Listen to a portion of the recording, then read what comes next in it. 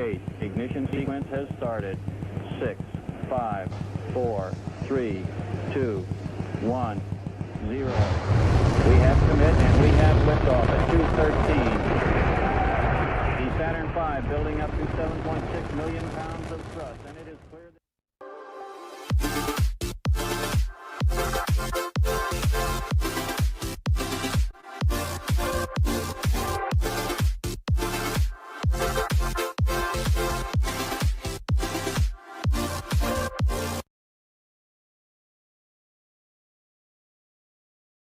Hear a song? Freezing, rest his head on a pillow made of concrete. Yeah. We put it in Massey. That's called Pro Jam. You ever see Pro Jam live?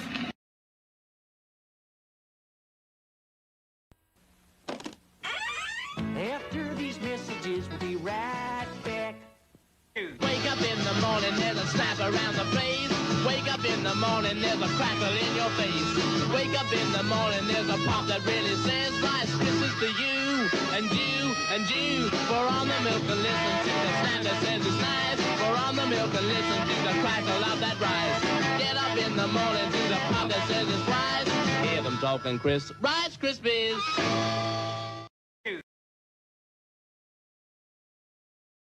Stop hating Mondays. Be a professional and hate the whole week instead. Bruh. Oh, right! To call you stupid would be an insult to stupid people! Dante, you're a big cat, fat cat, mean cat. Ate all the food that we fed you today. You got fish on your face, big disgrace. Kicking your litter all over the place, singing, we will scratch you.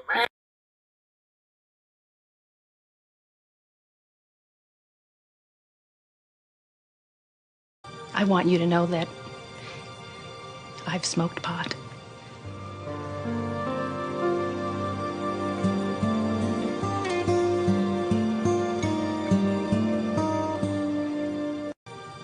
Are these your drugs?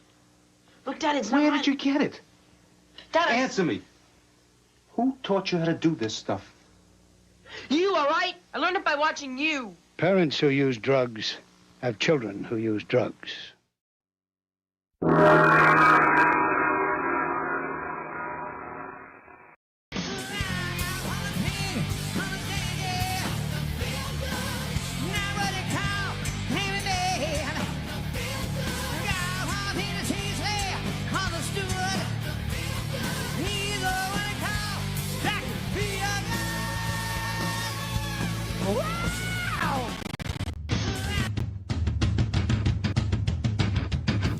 Do you feel that?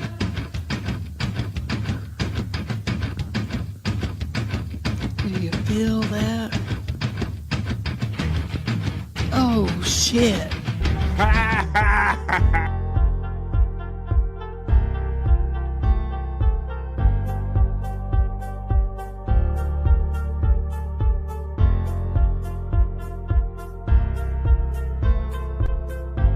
We're doing it.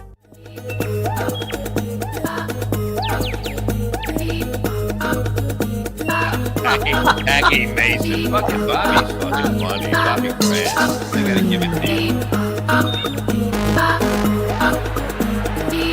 Line of the day, Bobby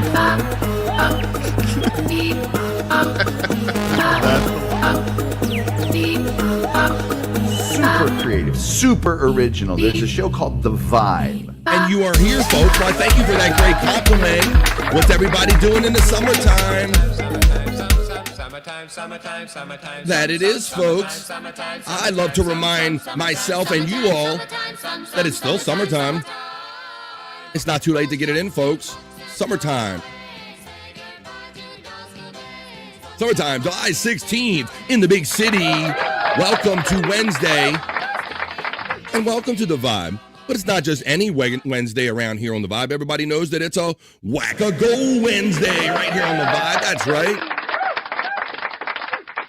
It's where I shamelessly shill for my goal of super chats and everybody. So thank you in advance for anybody that can help me with that. This is the vibe, though. This is BF Live, the vibe. We got great chats building up in the chat. We got a chat family bros backstage, and we're going to hang out for the next 3 hours because this is what we do. Yeah, it's Wednesday. Not too hot here. It's a little hot, a little bit, but not like overly hot or overly oppressive. I hope the weather's good and life is good for you. We made it to the middle of the week, folks. We made it this far. It is Wednesday, July 16th, summertime, folks, right here in the middle of July. I hope you guys are ready to hang out for the next 3 hours and have fun. I got the bros backstage. Let's bring him in quick because normally he has to go to lunch right as he's broadcasting this show on the Andrew the Giant channel 96. So let's see if we can catch him before he goes and has lunch. He's my friend. He's yours. He's the Human Sports Ticker. He is Andrew the Giant.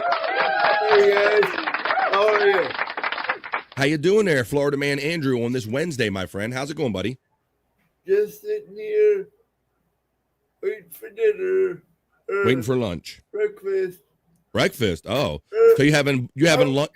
You having confuzzled. Yeah, you're having confuzzled. Are you having brunch? What are you having? You having brunch? You having brunch? What are you having, buddy? Did any of y'all catch the All-Star game last night? I didn't even get to it, Andrew. Yes, my friend.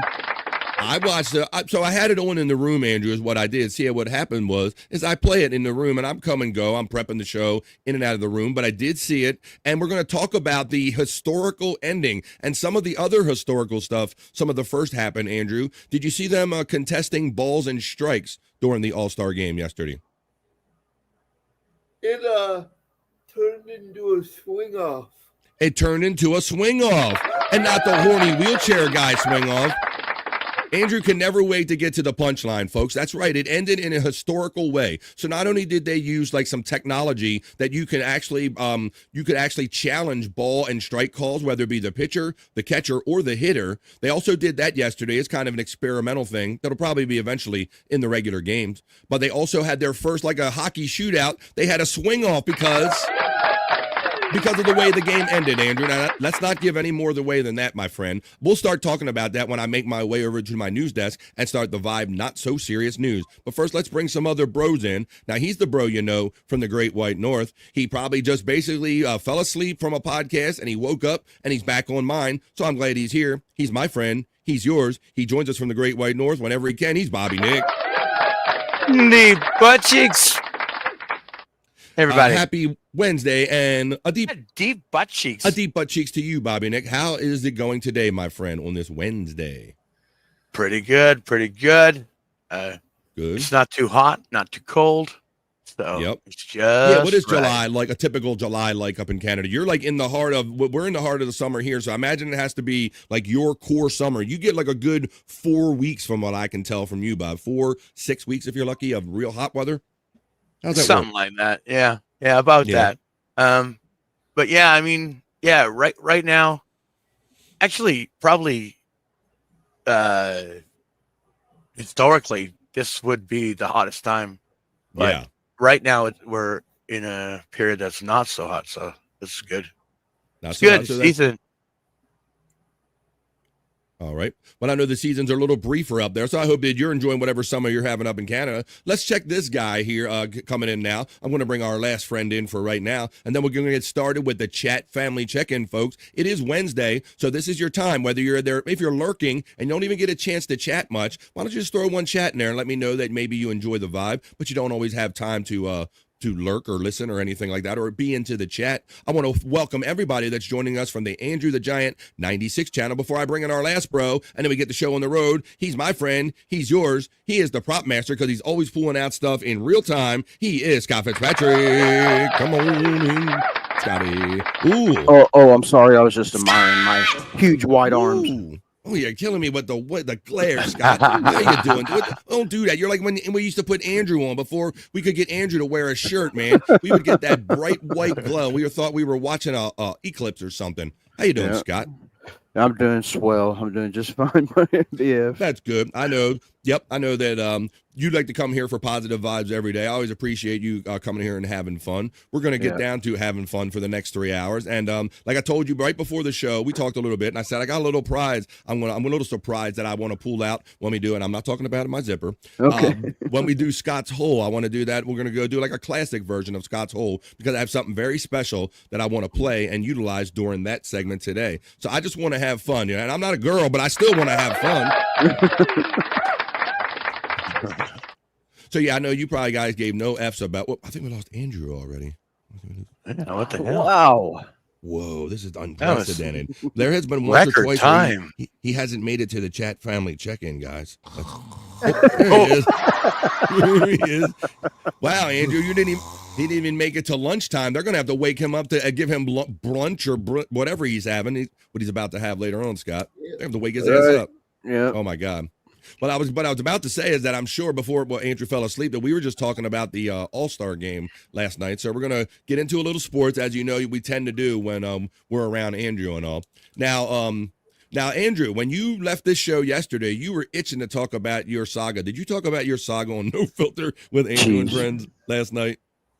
Oh, he wouldn't shut up about it. I'm almost afraid to bring it up, Bobby Nick. I did peek in a little bit on No Filter as I'm doing show prep, and before I went over to hang out with the Bob Levy crew and Jim PCL when we watched the Perry Chronicles last night. I was lurking and hanging out in yours, and I saw no matter what was being said, Andrew was bringing it full circle back to his situation.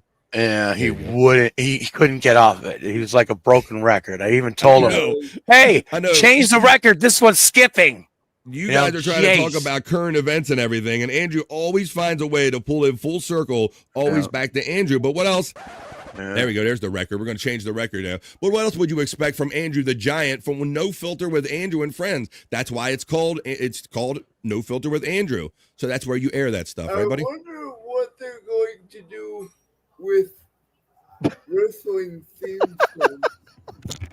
Okay. He just wanted a non sequitur. Now, guys, maybe you agree with me or not, but does Andrew sound like his microphone on the ceiling, his voice isn't making it to the ceiling? Yeah, I don't know. Sounds a little low today, Andrew. I don't know if you have a mic and it's not working, or if your headphones aren't working, or if it's just the fact that you're looking up in the air and trying to use your ceiling microphone. Maybe that has something to do with the fact that we couldn't hear Andrew too well today. But Andrew's going to be hanging out with us for the next 3 hours if he's not asleep or going out to have some lunch. And when he comes back from lunch, if he doesn't remember, I think he's been remembering, Scott, that he's like, hey, I know the game that BF likes to play on the Vibe now when I come back from lunch.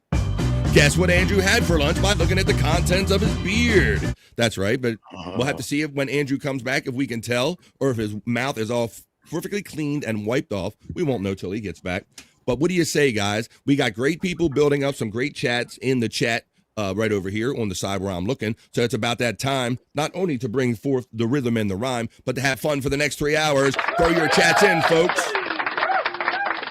As I put the glasses on, I go over to my elements and I run the element for the opening chat family check-in for BF Live, the Vibe Stream Show 342. It's Wednesday, folks. What are you doing? Are you at home? Are you at work? You wish you were at home? You got a ham sandwich? You got leftovers? Are you in line waiting for food? Whatever you do, and tell me, because we're about to get down to it and go through it. This is the opening chat family check-in. Let's get Wednesday started. Let's go. Talk amongst yourselves.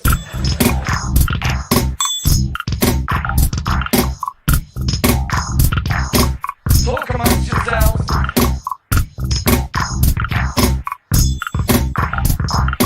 Talk amongst yourselves. This is what we do. It's a party on the Vibe. You talk amongst yourselves. You talk with, well, we would have talked with Andrew, but he just literally got kidnapped out of the room. And look at that. He's gone, guys. He just gone. They like, he there, fell asleep. They done kidnapped him and took him to lunch. So we'll play What Did Andrew Have for Lunch when he gets back. But right now, I won't have Andrew here to crack the whip on the horse, but I got my chat family friends here. So it's time, folks, to post them up. It's Wednesday. This is the Vibe Stream Show 342. This is the opening chat family check-in. We're going to have some more friends joining us as the day goes on.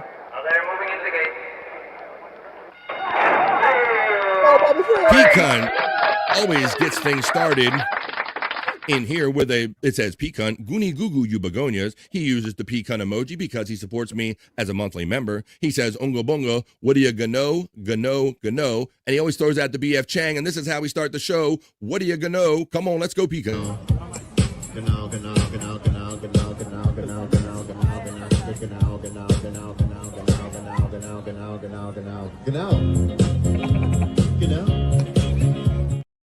P-cunt checks in next again with a $2 most generous super chat on this Wackago Wednesday. P-cunt says, oh shit, we're doing it and we're having it to Cal and Falk. Yeah, he goes, let's see, we're doing it. Let me give you this one. We're doing it. And let me give you your Wackago element. Thank you for my $2 for my Wackago Wednesday.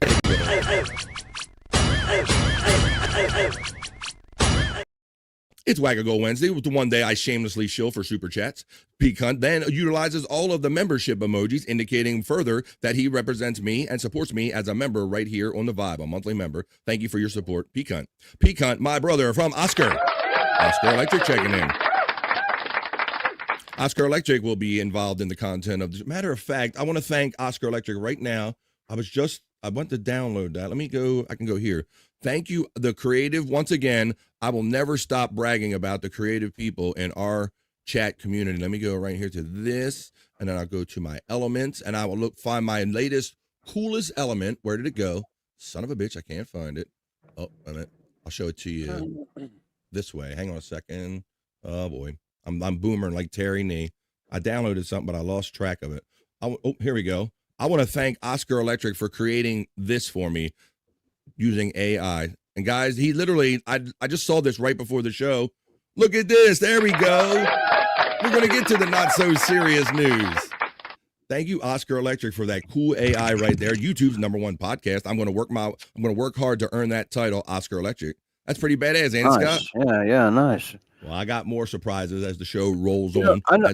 Yes. I get, because you know that little cartoon you seen earlier about whatever, but it's kind of flattering when people take the time to do these little creative things about you. You know, it's kind of it's a cool thing. Another one of them cool things to add to your obituary. You know, whatever. It's cool. It's something that we never saw coming, Scott. And we got some great creative people in this community. So you're not wrong at all. Just a guest checks in. Yeah, and I like to say. And that includes like people like Stacey Allen and Terry Nee and now Oscar Electric, who takes the stuff that we do and takes it to another level. Scott, you're right. There is something really extra fun about when they take something that you do or includes you and takes it to the next level. And the P-cunt thing, the whole wrestling thing. I wasn't into wrestling, but I'm honored by being included to it. So I show a little goddamn enthusiasm and not shit on it. Fuck yeah, you got toes and all. You're in with that shit. Right. FJM, Same with me. Like, yes, right, Bobby Nick. Now, Bobby Nick, I mean, we tried to do a sports show, me and Andrew. Bobby Nick was nice enough when we were getting shows off the ground that, like, much like he's done for everyone, hint, hint, is that he would sit there and he don't even like sports, and he would self-admit it. And we even use that to our advantage and all. And even Bobby Nick, not liking sports, is fully in, toes and all, with all of this wrestling shit. So there you go. Yeah, I mean, it's awesome. And that's because other people in this community took what we do and took it to another level and made it fun. FJM says, and get high afternoon. Scott. Bobby Nick. I went to the store today before the show. How happy is when I get the itch today. Banana Pudding Tang. Look that one up. I call it Pootie Tang. It's called Banana Pootie Tang, Scott. Look that one up when you get a chance. All right. Oscar Electric. To Cal, brother, it's P-cunt. P-cunt shouts out Just a Guest with the Hoya. P-cunt shouts out FJM. Space Nerd checks in the nerd. And we say...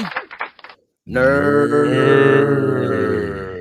Why is there a list of sports and athletes in the description? Well, Space Nerd, I will let you know that it's just part of my overall goal to try to attract more attention to the vibe by using keywords and current events and things of this nature. You understand, Space Nerd? So that's kind of what the goal is with that. I want to include things that we actually talk about. We're going to talk a little bit about the historic ending, never happened before on the All-Star game last night. Never ended that way before. We're going to talk about how they used like the electronic strike zone for kind of reviews for the first time. And it was a historic ending. So we're going to talk about, it's a current event. Thank you, nerd, for asking that. I come for the juicy man meat and the sexy horoscopes. Well, that's good that you know that. Now, it's been working out that I've been doing one on one day and one on the other, Space Nerd. But let's see how the fun rolls out today. Maybe it will be a day here on the Vibe where I do Juicy Man Meat and the horoscopes. Because she knows, being a member here on the Vibe, that on Mondays, Wednesdays, and Fridays, we like to see what the stars have in mind for us, doing these Soulful Horoscope Readings, or as Chris Popke so aptly renamed it by creating this song. We rock you with your horoscopes on Mondays, Wednesdays, and Fridays.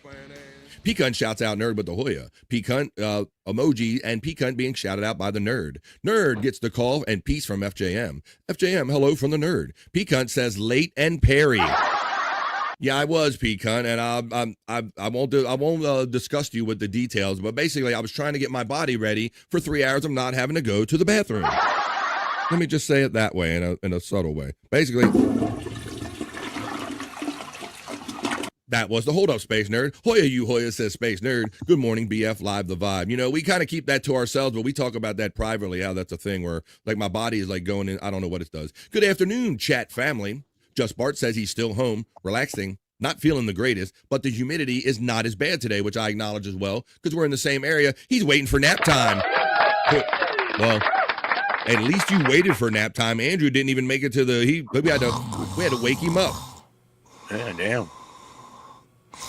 Mandy Diff checks in and throws out the P-Cunt emojis, the most enthusiastic Mandy Diff.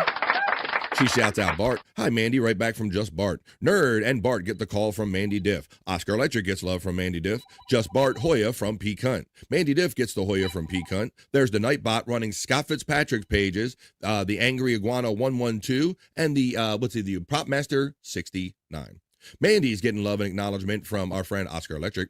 Oscar Electric acknowledges P-Cunt. Don Reevy Jr. checks in on a Wednesday for some positive vibes. Greetings, Mr. Reevy Jr. checking in. Oh, Hoya, you Hoya, says the lovely Reenie. She gives out positive vibes and we give them back to her. Thank you, Reenie. Hoya. Can I get a Hoya? Can I get a Hoya?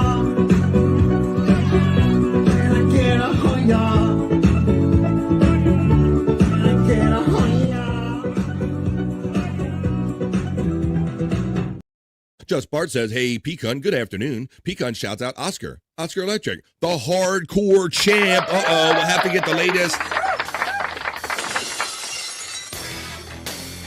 Well, I guess I'll give it away right now. It's been coming a thing a little bit. You know, Bobby Nick has been watching and having a great time on Bobby Nick, late night with Bobby Nick, with all of these great matches that P-Cunt creates. And I believe that much the same happened last night. So after we do the chat family check-in, but before we get to the news, we're going to have the commissioner stop in.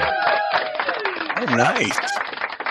P-Cunt's going to stop in and we can talk about the latest and greatest matches and we can talk about all the fun people are having, whether they lost or won a belt last night. We'll get into that after the opening chat family check-in with more fun and more people joining. Rainstorm rolling in, may lose my power, says, I'm not going to play the applause on that one there, Reenie. I'll simply say that I hope your power stays on long and strong.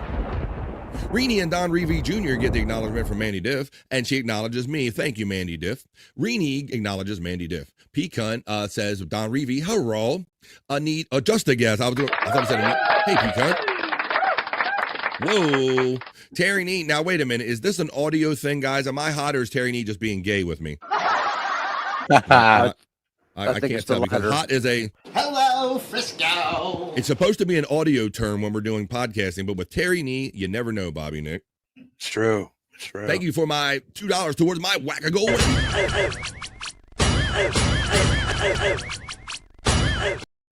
I appreciate that, Terry Nee, everything you do. And I got some Terry Nee content I'll be pumping out to you later on in the show. Captain Nick, Andrew, and Scott get acknowledged by Mandy Diff.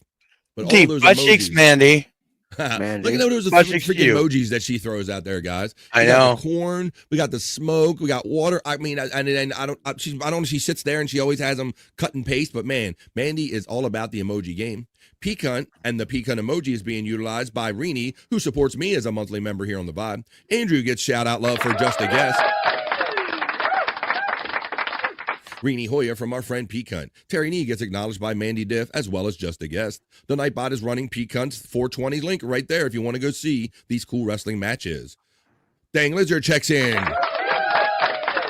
Taking the vibe worldwide. This is BF Live the Vibe, and to that I'm trying to find where. Why do I always do this? QRS Sergeant, son of a bitch. It always moves. I see nothing. I know nothing. Hey, just a guess from our friend Rini. Dang Lizard gets love from Mandy Diff. Terry Nee, HB, it's supposed to be happy birthday, you pimp, from Pecan. There's Andrew the Giants links running. Rini says Hoya to the Dang Lizard. Just a guess says hey to Rini. There's the Shawnee Zone link running. Terry Nee gets the acknowledgement from Oscar Electric. Dang Lizard, Hoya from Pecan. There's the Nightbot running. Bobby Nix, all of his stuff. And folks, I always tell you the fun is just beginning right here because, as many of you know, the regulars know that Wednesday is In the Lounge with Bobby Nick, immediately following this show today.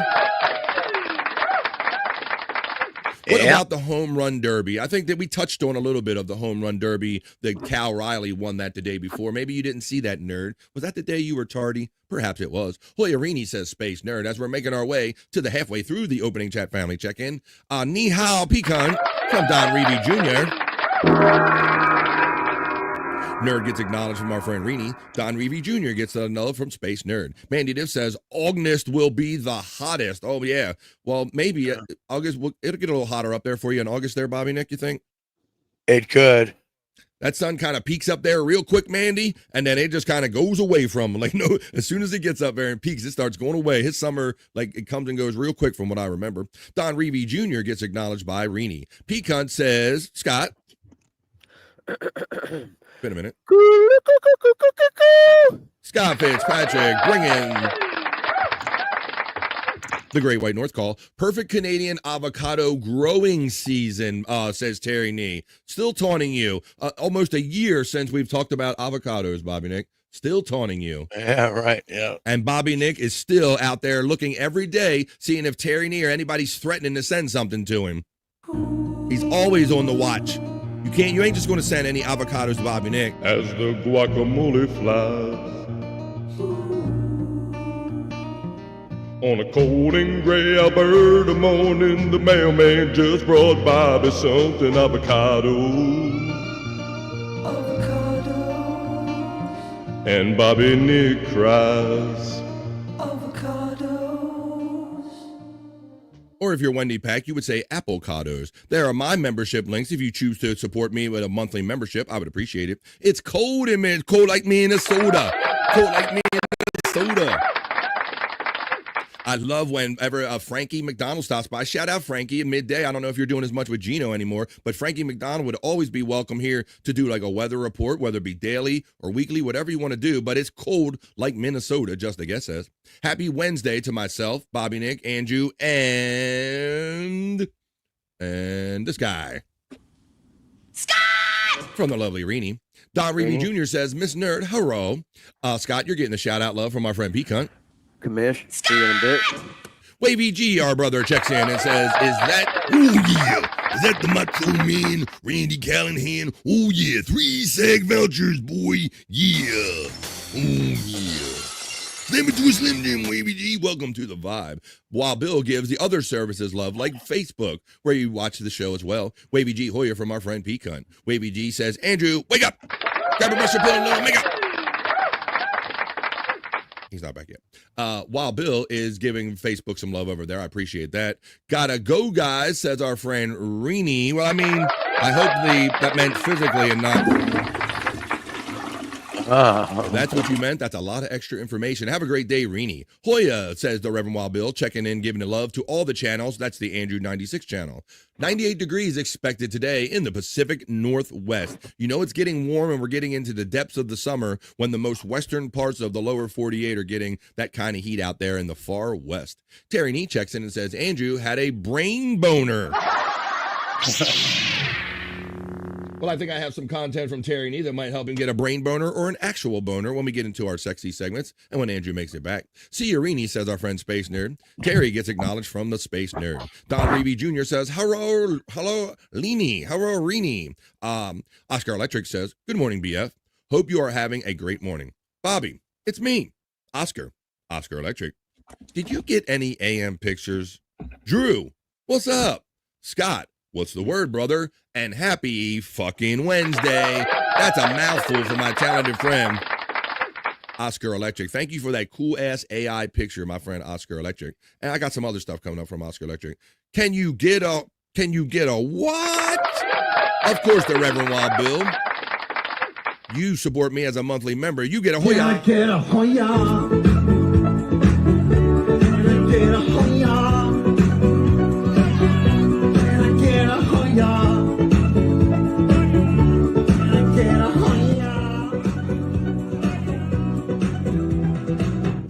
The nerd call is extended from our friend Terry Nee. Hey, Reverend Wild Bill from Just a Guest. Hoya Oscar from Space Nerd. And Goody Gno from the Reverend Wild Bill from the Nerd. Just a Guest, hey, from the Reverend Wild Bill.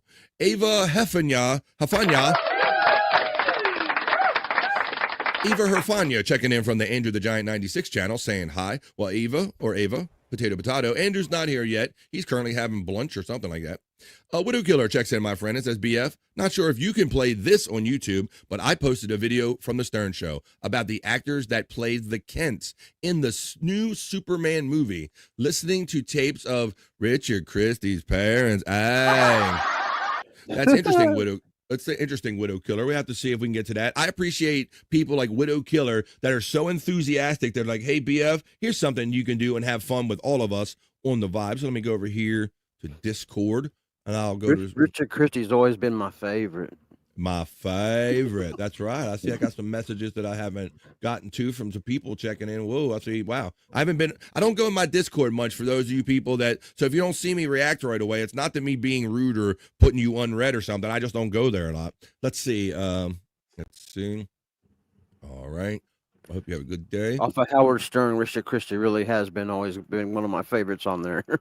Oh, absolutely, Scott. And I was definitely rooting for him. Like I almost like Sal and Richard almost equally as much, but I really like Richard because he had that metal background and he seemed like just the more like organically funny guy. He didn't really always know why he was funny. And I feel like me and him have the same kind of gross out humor and stuff like that. And that's kind of where I draw some of my things from, I think, is from Richard Christie. I love that. The title of this that Widow Killer sent me saying Richard Christie's parents were inspiration for Ma and Pa Kent. Yeah, Richard, he just landed here in the field and we just kind of raised him. We didn't know where he came from. We never had sex or anything. Well, there you go. You guys are pumping so much content my way. I can't even get to you so quickly. So if I've left anything unread on Discord, it's just because I'm not over here a whole lot. Thank you, Widow Killer. And thank you, Written Off, for checking in, saying, good afternoon, friends. BF Live, Andrew, Bobby Nick, and Scott checking in. There you go, getting all the love right there. Thank you. Scott! The Reverend Wild Bill, Hoya from Pecan. The Reverend Wild Bill says, Space Nerd, Hoya, and Gano. Pecan shouts out Written Off with a Hoya. Written Off shouts out Pecan. Space Nerd says, bye. Wait, we leaving. What do you... What do we do? Reverend Wild Bill, Written Off from Mandy Diff, Pecan and Hoya and the Pecan emojis being utilized by the Reverend Wild Bill. Wavy G checks in and says, ooh, Andrew's nurse is hot. Now, I'll touch on this because I told you I was tuning in just before I watched the Perry Chronicles on the Levyverse last night, and I saw what it looked to be an attractive woman standing over Andrew's shoulder, guys. How did that go down? Yeah. I know who you're talking about. Actually, I think it's the same one that come in. You might not have noticed her, BF, but she's wearing pink today, and she looks real nice today, too, also. Oh, I did not notice. I'm not being creepy or anything. It's just that I saw Andrew, and I'm like, Andrew, that gets your attention, Scott and Bobby Nick, when you see Andrew on screen with any woman, right? Or any. Yeah, and I really haven't heard Andrew say anything off-putting about any of them. Or inappropriate. I haven't really heard him say much about him myself. I was going to comment, but before I went over to the Levyverse, I was going to say something about don't be bringing up anything about how much you did or did not score in high school. Yeah. don't do it. Space Nerd is throwing out the hits. Don checking in again. Hey, you doing, Don? Andrew, don't grab her ass. That's a more you know from our friend Don. Yeah, man. We want Andrew to keep this home a little, stay around here a little longer, Scott, right? Hello, Right, Frisco. yeah. Oh, I was supposed to be a more you know. I wasn't supposed to be a hello, Frisco. Yeah, so what'd he say? Don't. I got something loading up. Oh. Andrew, don't grab her ass. And I got it. And if you have, and when your friend Darren comes in, our friend Darren comes in, here's another bit of advice I have for Andrew. Or don't do this. Chicken twist it! No, don't do that. This is an MMA fight, dude. You Too much- twist that dick! No, Twist Andrew, his don't dick. twist it. Twist his dick! No.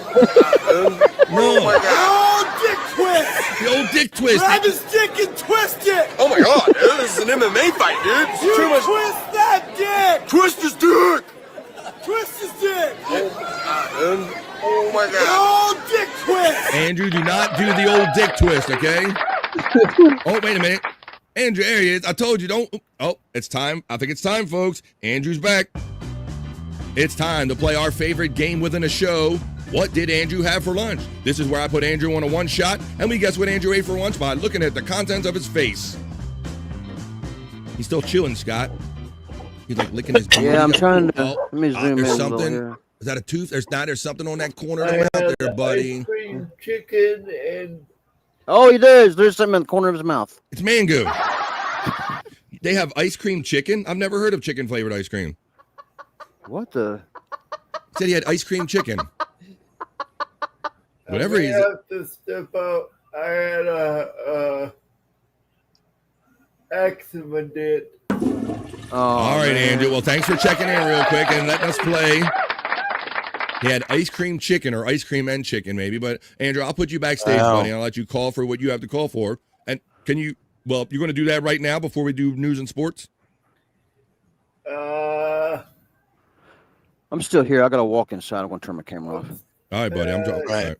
I don't know when they're coming in, so. All right, well, since you don't know, Andrew, let me try to get through this opening chat family check-in, and I'll try to time everything appropriately. Our friend Widow Killer says, I also did what I thought a call from Pa Kent and Superman would be like in the style of Richard's dad. Hey, that's cool. That's awesome. I do a good job of checking like my emails and Facebook Messenger and all my other social media, but I'm for whatever reason, Bob, I haven't been good lately about going over to my Discord and seeing everything in time. I got to put that in my rotation. Let me see. Mandy Diff gets the Hoya from the Reverend Wild Bill. Reverend Wild Bill says written off Hoya. Wavy G gets love from the Reverend Wild Bill, as well as Widow Killer. Don gets love from the Space Nerd. Smoke it up, Scott. We're gonna do that. We're gonna have fun with Scott's Hole today. I love playing with Scott's Hole. And we're gonna do it like a classic edition. We're gonna like take you back. We're gonna rewind it a little bit, and I'm gonna have fun mixing some new stuff in with that when we get on with the show. Wavy G says, I hope Andrew is getting a sponge bath. Wavy G says, Wild Bill Hoya. Lonnie McHenry checks in and says, what's up from the Andrew the Giant 96 channel. Want to say hello to Lonnie? Oh, well, I don't know what the sucking the finger is, Lonnie, but there you go. There's Andrew saying hello to my friend Lonnie, checking in from Andrew the Giant 96. And Mr. Terry Nee, happy birthday from the Reverend Wild Bill. How could I overlook Terry Nee's birthday? I remember when I'm like, it's Terry's birthday today. I have to acknowledge it. So happy birthday, Terry Nee. Happy birthday to you. Happy birthday to you. Happy birthday, Terry Nee. Happy birthday to you.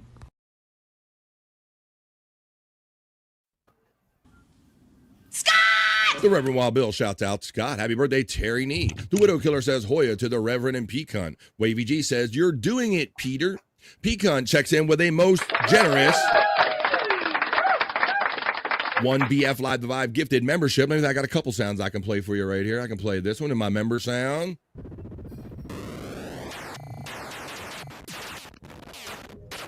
And of course, that helps me towards my goal on a Whack-A-Goal Wednesday.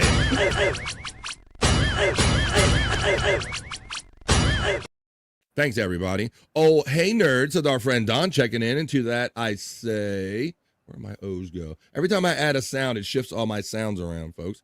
Wow. Oh, man, my O's are really going away. H-O-P. Whoa, here you go. Whoa. Oh, hey, guys. How you doing? Thank you, Don, for checking in. The Reverend Wild Bill checks in with the most generous $2 super chat, and he says, for the Wi-Fi, I've been pretty good today, right, Bobby Nick? Yeah. Yeah, Not too shabby. Not too shabby. Well, first you know, of all, BF, it's so weird. The last couple of days, every show that I'm on, except for yours, I got a low signal, but really, it doesn't seem to be causing any problems. I don't know. Yeah, I'm wondering if the mix, and there's no rhyme or reason to it, Bobby Nick, but I'm glad we're strong. But I was having signal difficulties yesterday. Once again, I'll keep repeating the same refrain. Going back, thank you, Reverend Wild Bill. First of all, let me acknowledge you, and then I'm going to acknowledge something else. Thank you, Reverend Wild Bill, for my $2 toward my Whack-A-Go Wednesday.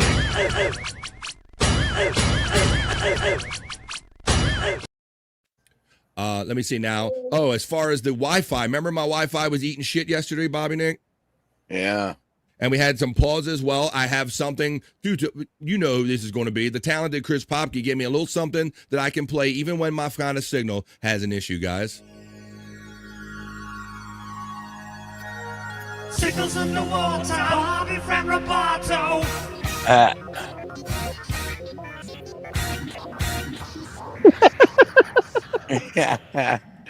Signals underwater, Bobby Fran Roboto from Chris Popke. So you'll be hearing that if it comes through next time my signal goes. And I said, watch, my signal won't go down today, guys, because I have something cool to play. Signals underwater, Bobby from Roboto.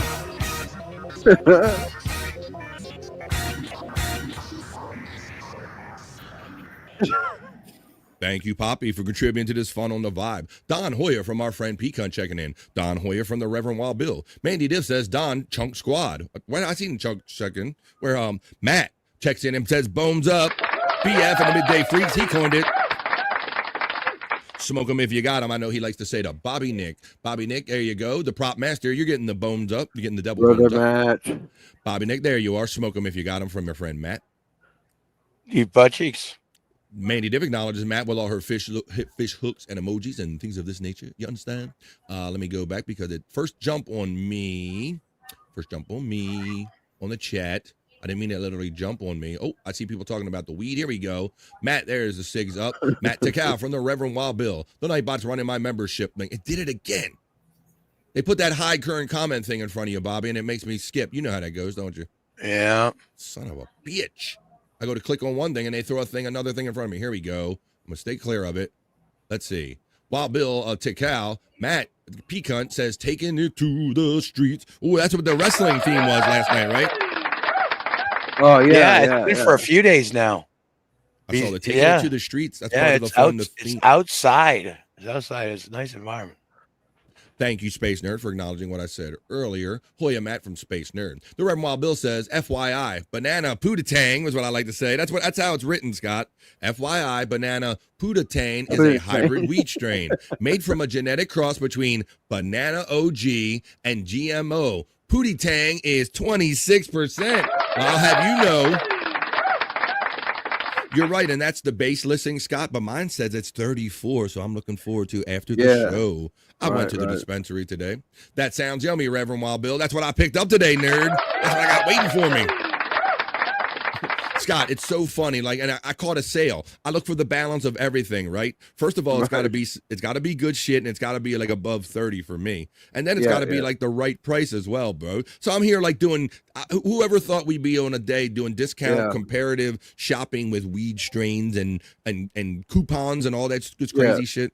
It's fun. Yeah, and you got to do a little math because the prices get cheaper if you buy. The more you buy, so you start making what kind of deal you can work there.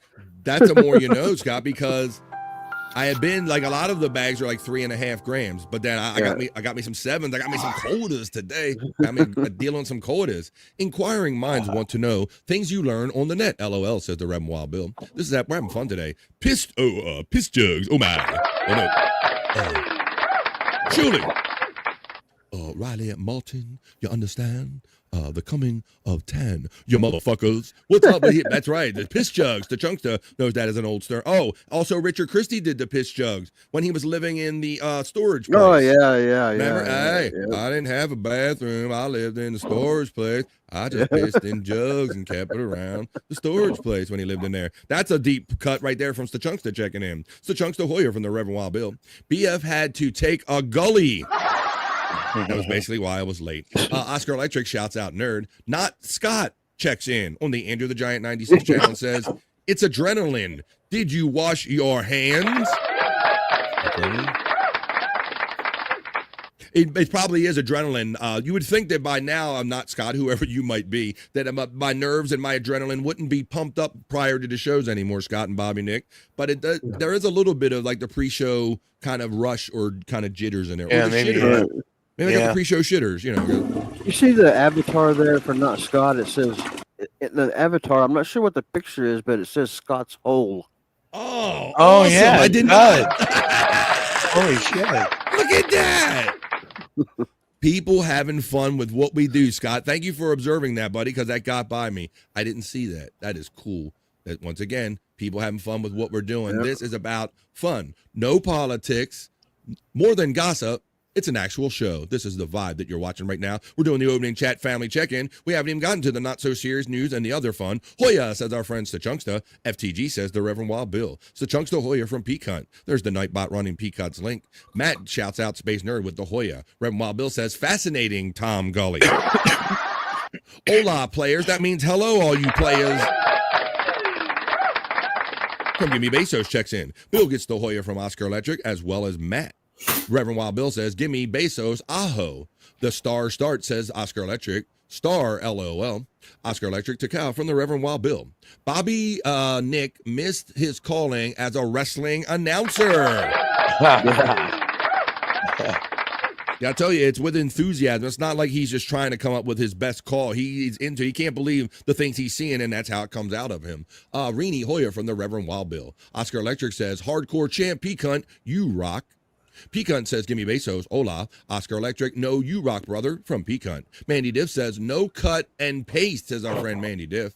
Hey, Mandy Diff from Just a Guest. Mandy Diff says, I punch the emojis randomly. Okay, they make me happy. You make me happy. When I see you using my Slurpee emojis, I'm like, there's somebody that gets what I'm putting down. That BF Live the Vibe is refreshing. It's different. Bull Dude Stephen Bull checks in because nobody does it like the Bull. BF, you are one sexy Darth. Oh my.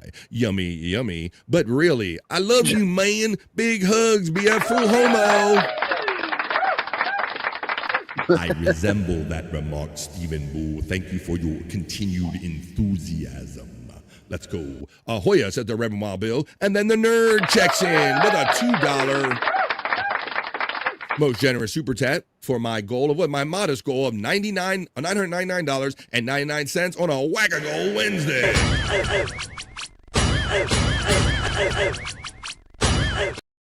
Thank you to the Space Nerd. She says, love you, BF. Appreciate you keeping it fresh. Thank you to the nerd. I appreciate that somebody picks up what I'm trying to do here.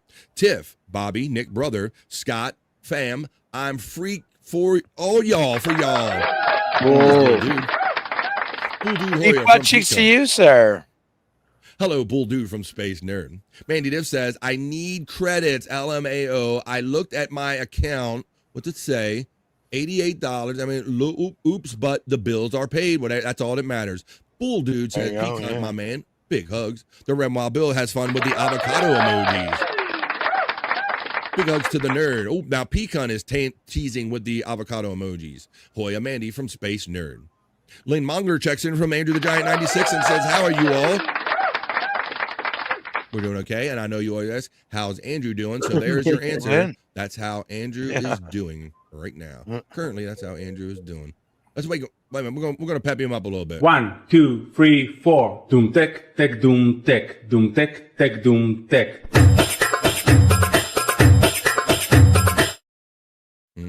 Guess it didn't work. Okay, we'll check back in with Andrew later as we continue on with the chat family check-in. You guys are so great and enthusiastic, man. Let's keep having fun and reading what everybody's up to today. The Reverend Wild Bill says, Bobby Nick emojis. Bobby Nick, the Avocado King, and salute.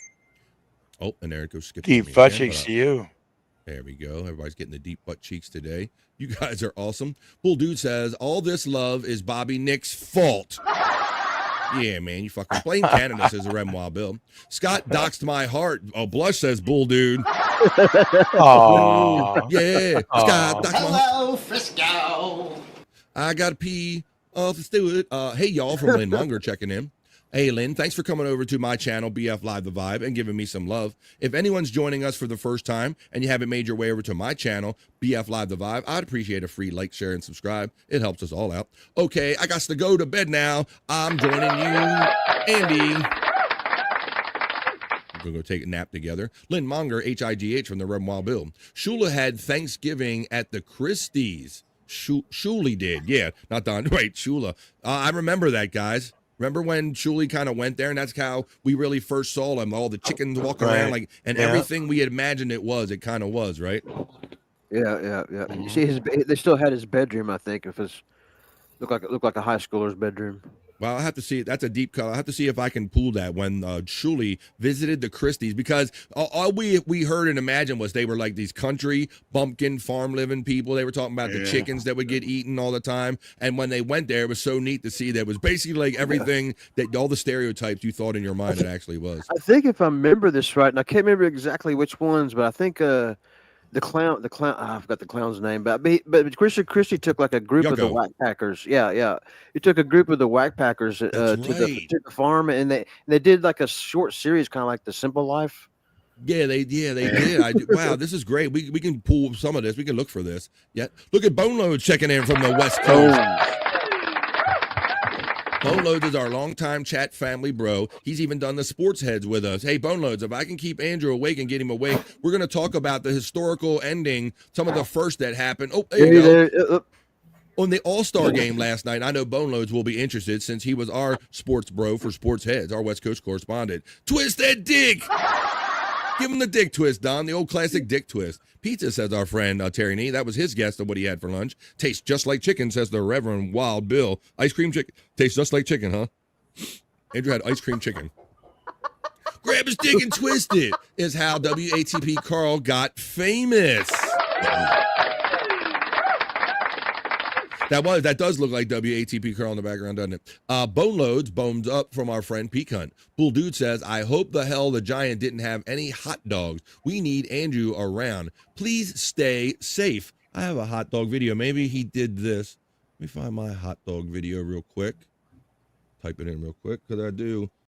There are some clues about hot dogs that everybody needs to be aware of. Let me find this one. Where did that one go? Should be here, right?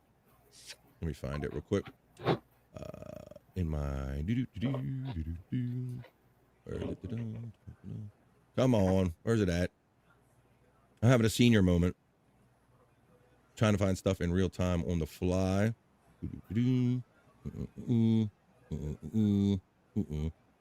Oh, all the time has passed. I'm thinking nothing to say. That's okay. I hope the hell the Giant didn't have the hot dogs. I was looking for it. Andrew made squash and peas. There's all of our bots running. Puff, puff, pass, says the Reverend Wild Bill. But I'm going to wait till we get to Scott's hole. Oh, Lynn Munger says, Hoya. Signals underwater a little bit, BF. Thank you. Oh, but yeah, I know I got to break it out, right? PQR. It's time for...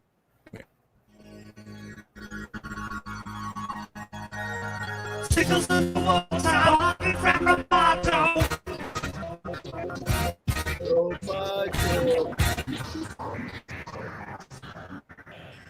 Roboto, Bobby Van.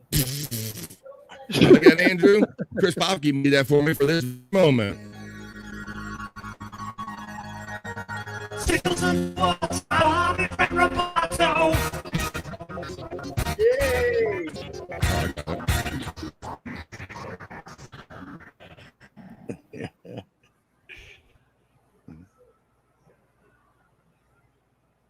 This is still underwater. Yeah, you're still gone. Yeah. I don't know, man.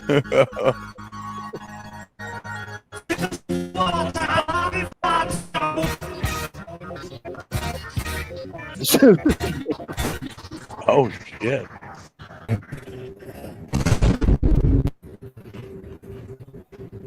All the hot dogs taste like shit. Mom, how do you know you're at a gay picnic? All the hot dogs taste like shit.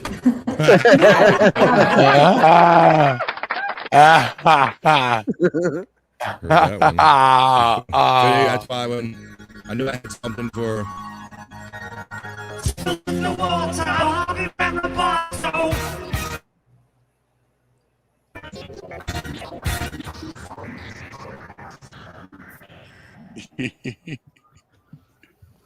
Damn, I think this is the worst it's been in a while. Not Scott says, I invented Scott's hole. We're gonna do it. We're gonna get into that a little bit later. Down in Scott's hole. I'm ready to do that. And many, many more. Let's continue. King of all diff checks in with the Hoya. Yep, good today. Yesterday was Clifton and Nick's night last night. I think it's my StreamYard. How about that? Boomer problem. How you dare? I resemble that remark, Terry. How dare you? Penelope Parasite checks in from my camp. Bobby Nick, can you tell new girls stop using matching image fake account? What are they being blocked? Who gives a shit? Who gives a fuck? God damn. Boy. King of all stiffies, Hoya from Pecan. I detected a stutter. Was that me? Could have been me. 666 Bone Loads from Just a Guess. Chris Abels is spot on with his Trump impression, but he does have a huge fat head like Darth Vader. Mandy Diff gets love from our friend Matt checking in as I power through. Matt, bull dude from Mandy Diff. I'm bottling my batch of pineapple kombucha right now. Sorry if anyone said hi and I didn't respond to our friend Matt. He's bottling kombucha. That sounds yummy, Matt, talking about your kombucha. There's Mandy Div realizing and acknowledging that BF Live the Vibe is different and refreshing when my signal is better. Oh, see? Signals in the water, Bobby from Roboto. Yeah.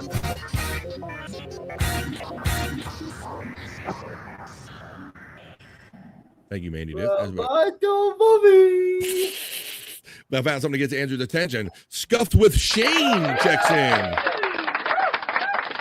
A new friend on the regular checks in on the vibe as we are near the very bottom. Jane Doe says, out on the boat, such beautiful weather, but had to say hi to my favorite people, Bobby, Scott, and the Vibe Master from Jane Doe checking in. Jane Doe. Hey, butt cheeks, Jane Doe. I'm so flattered that when you're even on a boat and you're like, man, I'm on a boat, but I know what time of day it is, and I'm going to check in with these guys. That is awesome that you make us part of your fun day. Right. Thank you for that. Andrew is gaining weight, says Terry Nee. That's because he's eating on the regular there, Terry Nee. Look at him. Look at that guy. All the scabs have healed up on his face. I've just. And Cyrax says he looks weird. Signals in the water, Bobby from Roboto.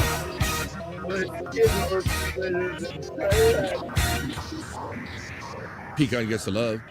Pecan, I think an all-lady match. Oh, Jane Doe has a request, Pecan. Yeah. You know, that is one of my things that I like to do here on The Vibe is we have a great, hearty pack of women that enjoy The Vibe. I'll see you guys in a minute. I'm taking care of some stuff. All right.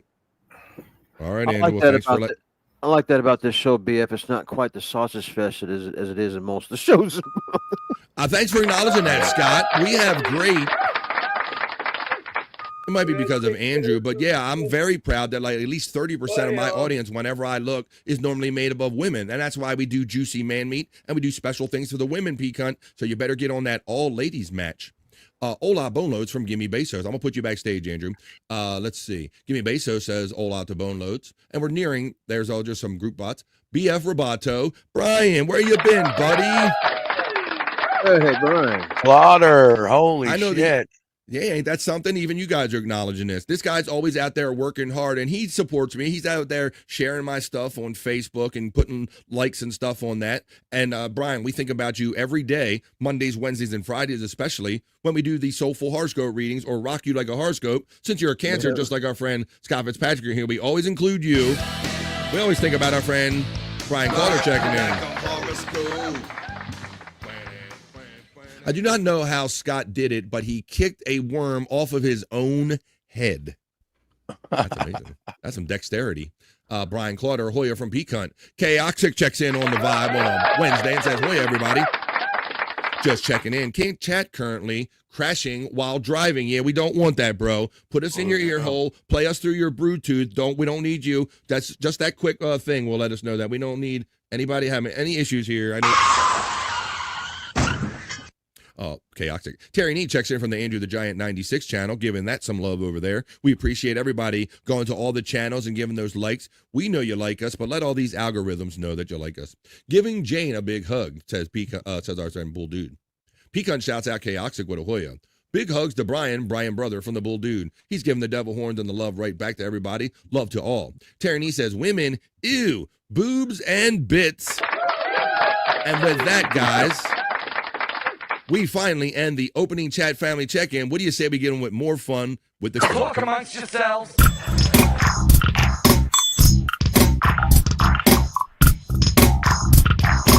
Talk amongst yourselves.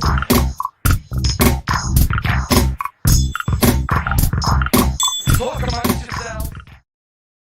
It's the middle of the day. It's the middle of the week. But it's just the beginning of the fun we're going to have here in the middle of the week. We're not waiting for the end of the workday to have fun. This is the middle of the day. It's Wednesday. This is the vibe. Never forget, the weekend will always last longer if you start drinking on Wednesday. Hell to the yeah. Come on. That's a public service. That's a more you know. Or Wednesday more you know right here on the Never vibe. forget, the weekend will always last longer if you start drinking on Wednesday. Hell to the yeah. That's the more you know. Whether you drink or smoke, whatever you do, just do it safely and keep hanging out with us with the vibe right here. Love to all. We got that. All right, guys. Well, who's Andrew? Now he's backstage. I do want to talk to him about some sports and stuff. First of all, I'll do a quick beginning sports story. This is something that I covered on my very rare morning edition of BF Live the Vibe that I did last week, guys. But I don't think I brought it here and talked about it. So while we're kind of waiting for Andrew, I'm going to kind of fill in a hole by talking about a story I never got to talk with you guys about. And did you guys see that they came out with Barbie's first doll with type 1 diabetes, Scott? You see this? No, I don't know. I did see this. Did you see this, Bobby Nick? Right. You might have actually, that might have been the rare early morning that you woke up and actually saw me doing like a pop-up, a BF Live the Vibe. Oh, kind of a right. Yes. Yeah. I like how you have to hear the message so much so you don't forget. Terry, boobies. You like how we play that over and over? Boobies. Well, Space Nerd, because of weed and because we are guys, I kind of go by my thinking was that Bobby Nick, when I first look at something, it's like that's like the first time I take it in, and then I go, okay, well, let me watch that again to see what I didn't see the first time. You guys like that when you watch stuff? Do you watch things multiple times in order to kind of really absorb it? Yeah, because I like to look at the background things, what's hanging on the walls and stuff like that. Yeah, Scott is very especially when I'm doing a show, I can't get into all that detail, but there you go, man. All right. Well, this is about this first, this is a special Barbie with type 1 diabetes, but it's amazing the kind of the lengths they went to. There's a brave new Barbie in a box. Mattel announced the release of the first ever Barbie doll with type 1 diabetes, complete with a continuous glucose monitor and an insulin pump in Barbie's signature pink, Scott. So they took this to other levels in that they had the little glucose monitor. They had the little thing on her arm, and I understand you can utilize an app and actually get readings from this thing. Okay. This is the levels that they're taking it to. Yeah. Introducing a Barbie doll with type 1 diabetes marks an important step in our commitment to inclusivity and representation. Krista Berger, Senior Vice President of Barbie and Global Head of Dolls, said in a statement, Barbie helps shape children's early perceptions of the world, and by reflecting medical conditions like T1D, we ensure more kids can see themselves in stories they imagine and the dolls they love. So look, there it is, Scotty. You got the thing on the arm, like the constant pump on the arm or whatever, like everything. Right. So they're kind of normalizing things. This ain't the weirdest Barbie doll I've seen, but it says Mattel partnered with Breakthrough T1D, the leading global type 1 diabetes research and advocacy organization, to ensure that the dolls accurately captured the community and to accurately depict the medical equipment those with the condition may use. On her arm, the new doll wears a continuous glucose monitor to help manage her diabetes, her type 1 diabetes, held in place with a pink heart-shaped medical tape. It also comes with a Barbie phone that displays the CGM app to help track her blood sugar levels. Her glucose monitoring, I think that's what it is. Just like a real-life monitors, which track glucose levels 24 hours a day via a sensor under the skin. Barbie also has an insulin pump attached to her waist that can automatically administer insulin as needed. So there you go. She's also on dialysis. Wait a minute. Oh, is that going to be next, guys? Colostomy bag Barbie? Hey, everybody. From Mattel, it's Colostomy bag Barbie. Coming to a Toys R Us near you soon. There you go. Right. Wow. Let's see. Oh, from makers of Barbie, it's Colostomy. Let me see. I'm ordering my crackhead Barbie, says Brian Kowalczyk. Tourette's Barbie would be awesome. Homo. Ken is gay. Yeah, if she likes to smart enough, Ken is gay or something like that. Kate, he never wants it. Clipping and cripping and dipping, checks in and flipping. Bobby, Scott in the chat. Clipping and dipping knows where it's at. You? Say that again. Deep butt cheeks to you. You broke up on mine a little bit. We're in the collapse, right. Terry Nee likes to always remind us. But we're going to have a shitload of fun on our way out, aren't we, Terry Nee? BF gets it. Is she missing a leg? Oh, no, I think what we determined is that coming out next fall is going to be Barbie, Type 1D Barbie with Sugarfoot Ken. Oh, Ken got the Sugarfoot. Oh, Lord, you've been hanging around eating what Barbie wasn't eating. Now, Sugarfoot Ken goes along with Type 1 Diabetes Barbie. At least it does here on the Vibe. Let's see what everybody's saying about that. Monkeypox Ken. No, Sugarfoot Ken. How about Barbie shits her pants? It's Barbie shits her pants. I love all the great, fetal alcohol syndrome Barbie. Damn. It's getting dark in here in the chat. But Brian Clutter's checking in and having fun, and that's what we do. Dang says, don't forget about the street prostitute, domestic abuse, and terminal brain tumor Barbie. Those are the Christmas ones. Why don't you give him the Wilford Brimley Ken doll? That's right. Hello, this is Wilford Brimley. I'm playing Ken. I'm Sugarfoot Ken. You got the diabetes. You need diabetes supplies. There you go. JFK headshot checks in. Head chunks, what I say. Headshot. How about transplant Barbie with removable organs to trade with your friends? Yeah, we could mix like Operation Barbie, guys. Right? That would be neat. Yeah, like when they somebody and then JFK head chunk, we can take it like a step further where Barbie is the doctor that takes the organ out of the donor in another hospital. We could go crazy. We could go crazy with this. We could get the organ donors, get Barbie to take them out of the donor, bring them. It could be a whole thing. There you go. I love where everybody. You could wake up in a little Barbie hotel with missing a kidney. Yeah, exactly. Venezuelan Barbie. That's right. You know, the third world Barbie. Yes. You go for a walk and you come back kidneyless. Look at this. You guys I love it, man. You guys are taking this in a whole nother direction. We didn't take it the first time. JFK Hedgehog gets last from Space Nerd. Trans midget Barbie for Uncle Jack. Widow Killer says, on a more serious note, I think they should have a Barbie that's in a wheelchair. I want to say that has to be almost like Handicap 101, Widow Killer. Let's look up wheelchair Barbie. Hey. I'm surprised that don't exist. What's that, buddy? I'm surprised that doesn't already exist now. That's what I was saying. That seems like, kind of 101, but let's check it out because I'm curious. And we always say, if you're not careful, you just might learn something here on an episode of The Vibe before it ends. BARBIE. I type in wheelchair Barbie, and I get that shit's already out. Come on, I'll show it to you. They got wheelchair Barbie. Yep. I think Terry Nee's right. We got to get to more of the exotic like diseases like Tourette's and stuff like that. You know, there it is. Barbie brunette fashion doll and service dog play set. Look at that. She even got the service dog, guys. See, they think of all this shit. There you go. There you go. So they're wheelchair Barbie. Wheelchair Barbie. There you go, right there. So that's there you have that stuff here.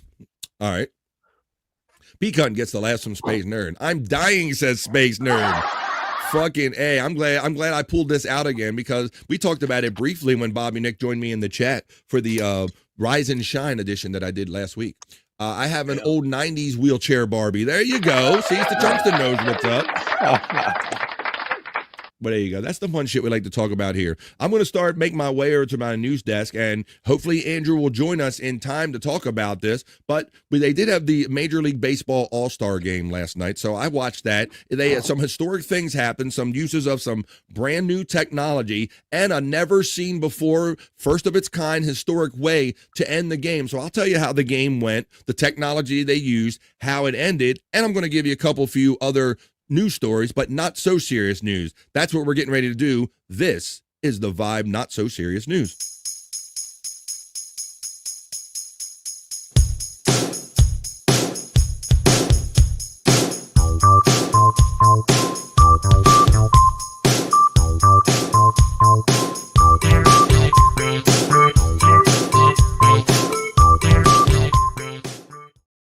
All right, I'm glad he checked in so I can keep everything straight.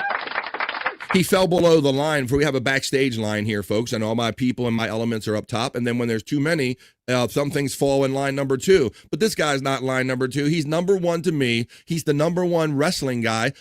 Some people call him the commissioner of this funny wrestling league that we have here in this community. So I'm going to bring the commission now. You know him. He's the commission. He is Pecan. What's up? Goody goo. Goony goo goo, Pecan on a Wednesday, buddy. How you doing? I'm glad that you always put in, it's Bobby Cronkite time, and this is the news. Because you fell below the backstage line, buddy, and I barely saw the top of you. How you doing on a Wednesday? Not too bad. Just chilling. All right. Well, for those of you who are kind of new first-timers on the show, this is our friend Pecan. The reason he's called commissioner is because he takes all of the literal people, Bobby, Nick, myself, himself, Scott, Terry Nee, and so many of you in the chat family, and creates these fun wrestling matches using kind of the WWE game creator. And so if you want to watch these and have fun and see people like Wendy Pack, where else are you going to see Wendy Pack from the Howard Stern Show wrestle? Or in a wrestling singlet, you can see her in the singlet by being a member here on the Vibe. But if you want to see her wrestle people like Juggalette Jen and Bobby Nick and all that, you got to go to Pecan 420. So, like I said, I'm always prepping the show, and I saw some matches going down last night. What did you tell us the matches that Bobby Nick featured on his channel last night? Pecan.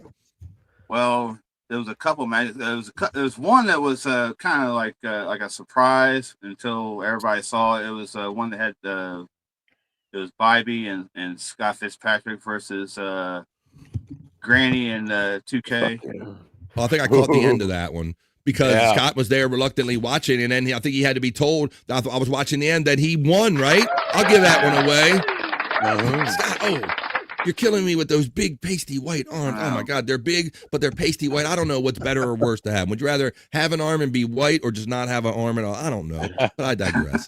Let's see. Dang Lizard asks, find out what happened to Ken with Big Dick Trans Barbie. Ken, it puts the lotion on. Ken, I'm going to peg you, Ken. It's the new thing. I'm modern Barbie. COVID Barbie. She can't leave the dream house. There you go. She needs her code. There you go. Pecan, the commish gets acknowledged from our friend Space Nerd checking in. There is Pecan using the I talked about WWE Wendy in a wrestling singlet emoji. You can only enjoy that and have fun with that in the chat if you're a member right here on the Vibe for as little as $4.99 a month. Pecan Fire from Oscar Electric.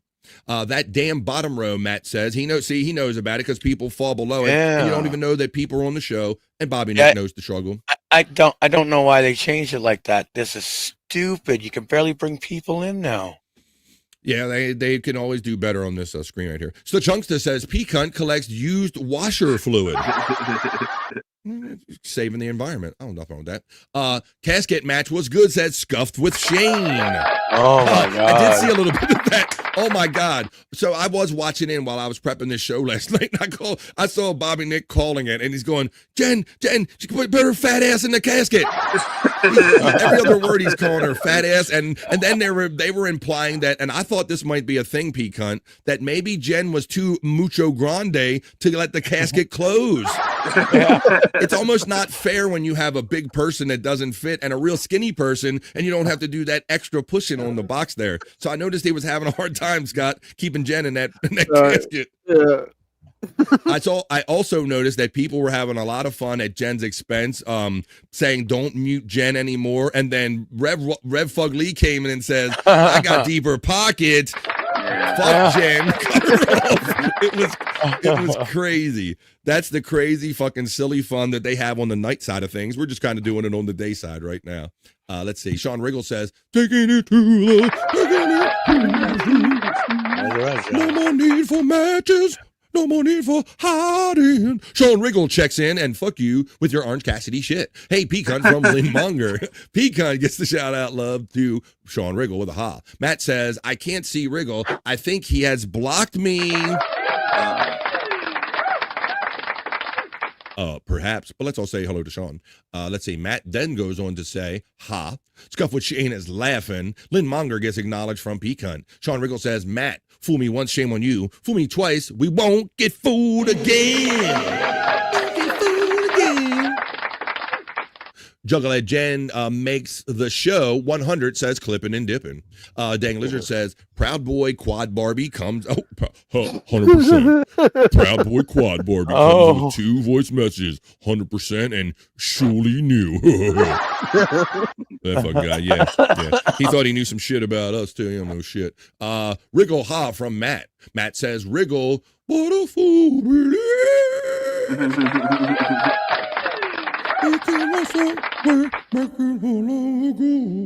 Here comes Andrew back. He's back in the show. Andrew. All right, Andrew. We got the commissioner, the one and only Commissioner Pecan here. We got great friends in it. We got 35 people hanging on the chat, and we're in the vibe, not so serious news. Pecan, did you watch any of the All-Star game last night, the Major League Baseball All-Star game? You know what? I don't know why, but I literally spaced it. It was even happening. I don't know why. Okay. I actually caught the very end of it where they was doing the swing off at the end. Yeah, okay. So we're going to get into that because some fun stuff happened. Normally, the All-Star game can be kind of just a it can be a bore. It can be a loser fest. You know, they're not always very exciting games, and it's lots of pitchers being right. Lots of pitchers. Oh, here we go. Did you see Jacob Mizorowski? Please explain, what did you see about Jacob Mizorowski? The Brewers' 23-year-old phenom. Was he in the All-Star game? Away like it's nothing. There you go. Okay, we're going to get into that too, our friend. I'm going to show you a little bit of that at the risk of having to erase it at the end of the game. I love the Hank Aaron. They did an awesome. So, yes, some notable things happened, and that's why I want to talk about it here on The Vibe today as we start the Not So Serious News. Pete Alonso's getting the love from Mets Vibes checking in. Matt Nice from Sean Riggle. Matt says BF fucking gets it. 100%. All right, so let's get into it now, guys, because, yes, last night the Major League Baseball All-Star Game occurred. And, Andrew, typically in a typical year, the American League, I believe, has the advantage as far as wins and losses, right?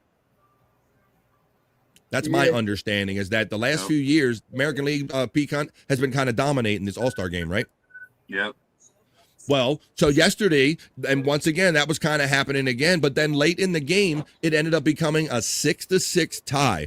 And I know because this is a basically just a demonstration game, they don't really like taking all these guys and pitchers into deep in the extra innings, right, Andrew?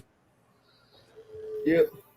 They like to preserve these arms. So the way that they come up to solve this problem is much like they end a hockey game. In hockey, they have one overtime now. They used to have continuous overtimes. They only do that now in the playoffs if needed. But now they play one core period of overtime. If no winner is determined, if the tie isn't broken, they have a shootout.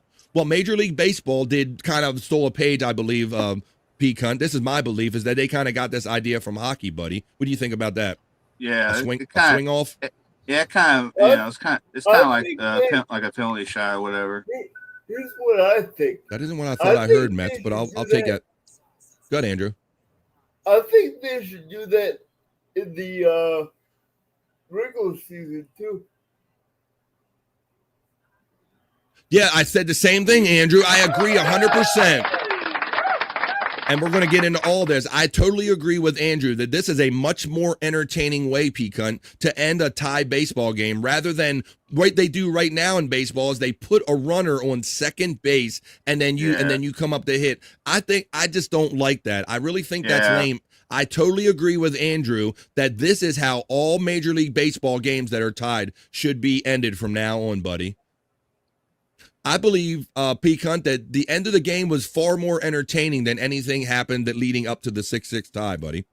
Yeah. But so this is. Go ahead, please. Go ahead. What's a lot better than the whole, like you said, the whole put somebody on second base, and I hate it right from the get go. I was like, it's like boring. Yeah, buddy. When I saw this, I'm like, this is actually a brilliant idea. I would sit and be like enthralled with this if I was at a ball game. I would much rather watch this than watch a game just goes on endlessly to 10, 12, 13 innings. They rag out all the pitchers. They bring in shortstops and position players because they don't want to rag out all their pitchers. So I think this is good, and I would like to see this be part of regular baseball, much like Andrew said. Let me see. All-Star game history. Let me see. They won the tiebreaker. Write a letter to the commissioner of baseball and be like, is there a way to suggest that?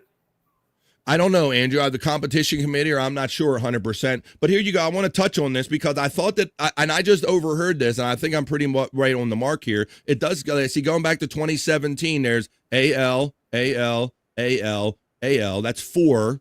AL 5, National League 1 and 23, that's 6, AL, and then National League. So National League only won 2 out of the last 8 that I see right here. So, but I digress.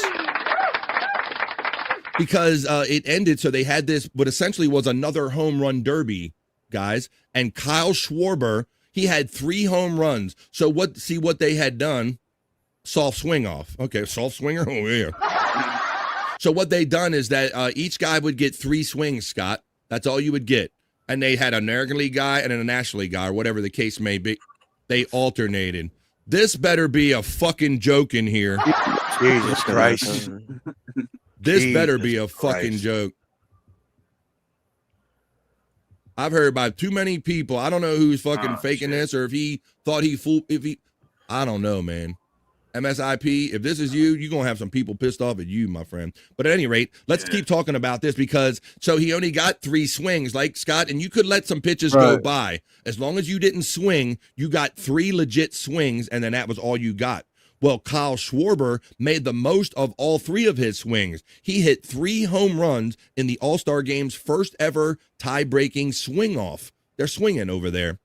He had played in Game 7 of a World Series. He'd homered for the United States in the World Baseball Classic, but he had never walked up to the plate in an All-Star Game swing-off. No one had. That's the kind of, like, the baseball version of a shootout, he said after homering on all 3 swings, going down to his left knee on the final one, to overcome a 2 home run deficit that held up when Jonathan Aranda fell short on the American League final 3 swings, giving the National League a 4-3 win in the swing-off after a 6-6 tie in Tuesday night, in which it was wasted a 6-run lead in the 7th inning. So there you go. And did you see what they gave him, Andrew and P-Cunt? They gave him like the MVP. He got like that glass bat. Kyle Schwarber did. Yeah, I like Kyle Schwarber. I thought that was pretty good. Let me see. Oh, somebody says about what a piece of shit if that's really him. MSIP, no, that's not him. I got him as a mod. I just checked. His name is actually stuck as something else. Okay. Good. So yeah, that's good. Funny, but won't be funny after this. Let me see. Let's see. Yeah. So change your name, you asshole. Jesus Christ. Let me see. There's better ways. There's better ways of getting attention. Let me see. What the fuck? Well, if you're not interesting enough on yourself, you got to make up another name. He said it's me. But Bobby, we have ways of kind of checking these things out. And Bobby Nick said it is not correct. Correct. It's a go Shaggy. Let me see. He's back. What a piece of shit if that's him. Let's see. I'm never giving you ice cream. No fucking way. My bad. I read it wrong. I thought you had me Mets vibes because I blame weed. I don't always get everything right, and I count on the chat to keep me straight, my friend. So it happens. But I kind of picked that up as they were talking about it on Fox last night. Scuff with Shane says everyone was told you were gone forever. Okay, well, that's not funny. Fuck off, MSIP. I'm sure that MSFO means. Rob Taker says, also, thank you to whoever gave me the membership yesterday. We have so many people in this. Brian Kowalczyk gifted yesterday. Pecan practically gifts every day, so it could be any one of these great people in this community. Wait a minute. Is profile fic what I think it is? I'm not going to look anymore and give that any more kind of daylight. So there you go. So not only that, Pecan and Andrew, but Pecan, did you see any of the challenges for the balls and strike calls now? I didn't. I like it. You like it, Andrew? Tell everybody that don't know what's going on that they were trying some new things out yesterday at the All-Star game. Tell them what they tried as an experiment in the All-Star game, and I'll look it up. Umpires are egregious when it comes to calls. Yeah, people have been complaining for years that these borderline, everybody has a different strike zone, and we need consistency, and I'm getting ripped off. So what they did last night, what did they do? They kind of put like sensors or like lasers, like a zone where a strike zone, right, Andrew? Yep. Let me see if they have it. Yeah, they did. Right. So, and I know the umpires union has been fighting this for a while, Andrew, because they don't want to be second guessed and look like they're not handling the game or managing the game properly. And of course, they don't want to lose their jobs to yet another AI thing or a computer. So let me do this real quick. I can show you a brief little video of kind of how it works. That's kind of what I'm looking for right here. Let me see. They do this. What's that, buddy? They tap their helmet. Oh, that's how they ask for the review? Well, I was kind of more interested in the actual kind of the working of it real quick. I got a video I'll show you real quick. Right after this ad, Major League Baseball will use automated ball and strike system during the All-Star game in Atlanta. And they did just that. And let's learn a little bit about that now because, let's see, here we go. Baseball, the future is now. Well, for one game at least. Tomorrow, for the All-Star game, robo-umpires are going to be calling balls and strikes. Sound confused? I was too. But how does it work, or better yet, will it work? We tried to find out. Called strike three. It's as much a part of the game as peanuts and Cracker Jacks. No issue with getting thrown out. Players arguing balls and strikes with but if this gets too good, Pecan, we're going to lose all these cool kind of fights like we're seeing right now. Umpires. Yeah, won't see no injections or anything. Not to mention managers getting into Earl the game. Weaver used to be the king of this. Our manager of the Orioles, he would short little motherfucker, but getting people's faces, man, and yeah. Oh, no. Lou Piniella, too. No. Lou Piniella, yeah, we can go down But the all list. of this might soon be a thing of the past. This year's Major League All-Star Game will, for the first time, feature a balls and strikes challenge system using robot umpires. You're out. And that's not what we mean by a robot ump. This is the automated ball strike system. Lindsay Imber runs Close Call Sports, a website for baseball diehards that tracks umpire performance. They use a series of cameras to effectively simulate where a pitch goes through measurement at the midpoint of home plate. But robot sounds cooler. The system was built by This Hawkeye, chick's got a deep ball voice. Wait a tracking minute. company owned by Sony. Hawkeye Tech is already used in pro sports, including major tennis tournaments like Wimbledon and the U.S. Open. Here's how it works. Sophisticated cameras placed around the ballpark track the movement of the ball. The footage is analyzed by software, and the call is relayed to the human ump behind home plate via an earpiece. Lindsay Imber says the system is accurate up to 1/2 inch of ball placement. It's going to be totally fine for the pitches that are 2+ inches in or out of the zone.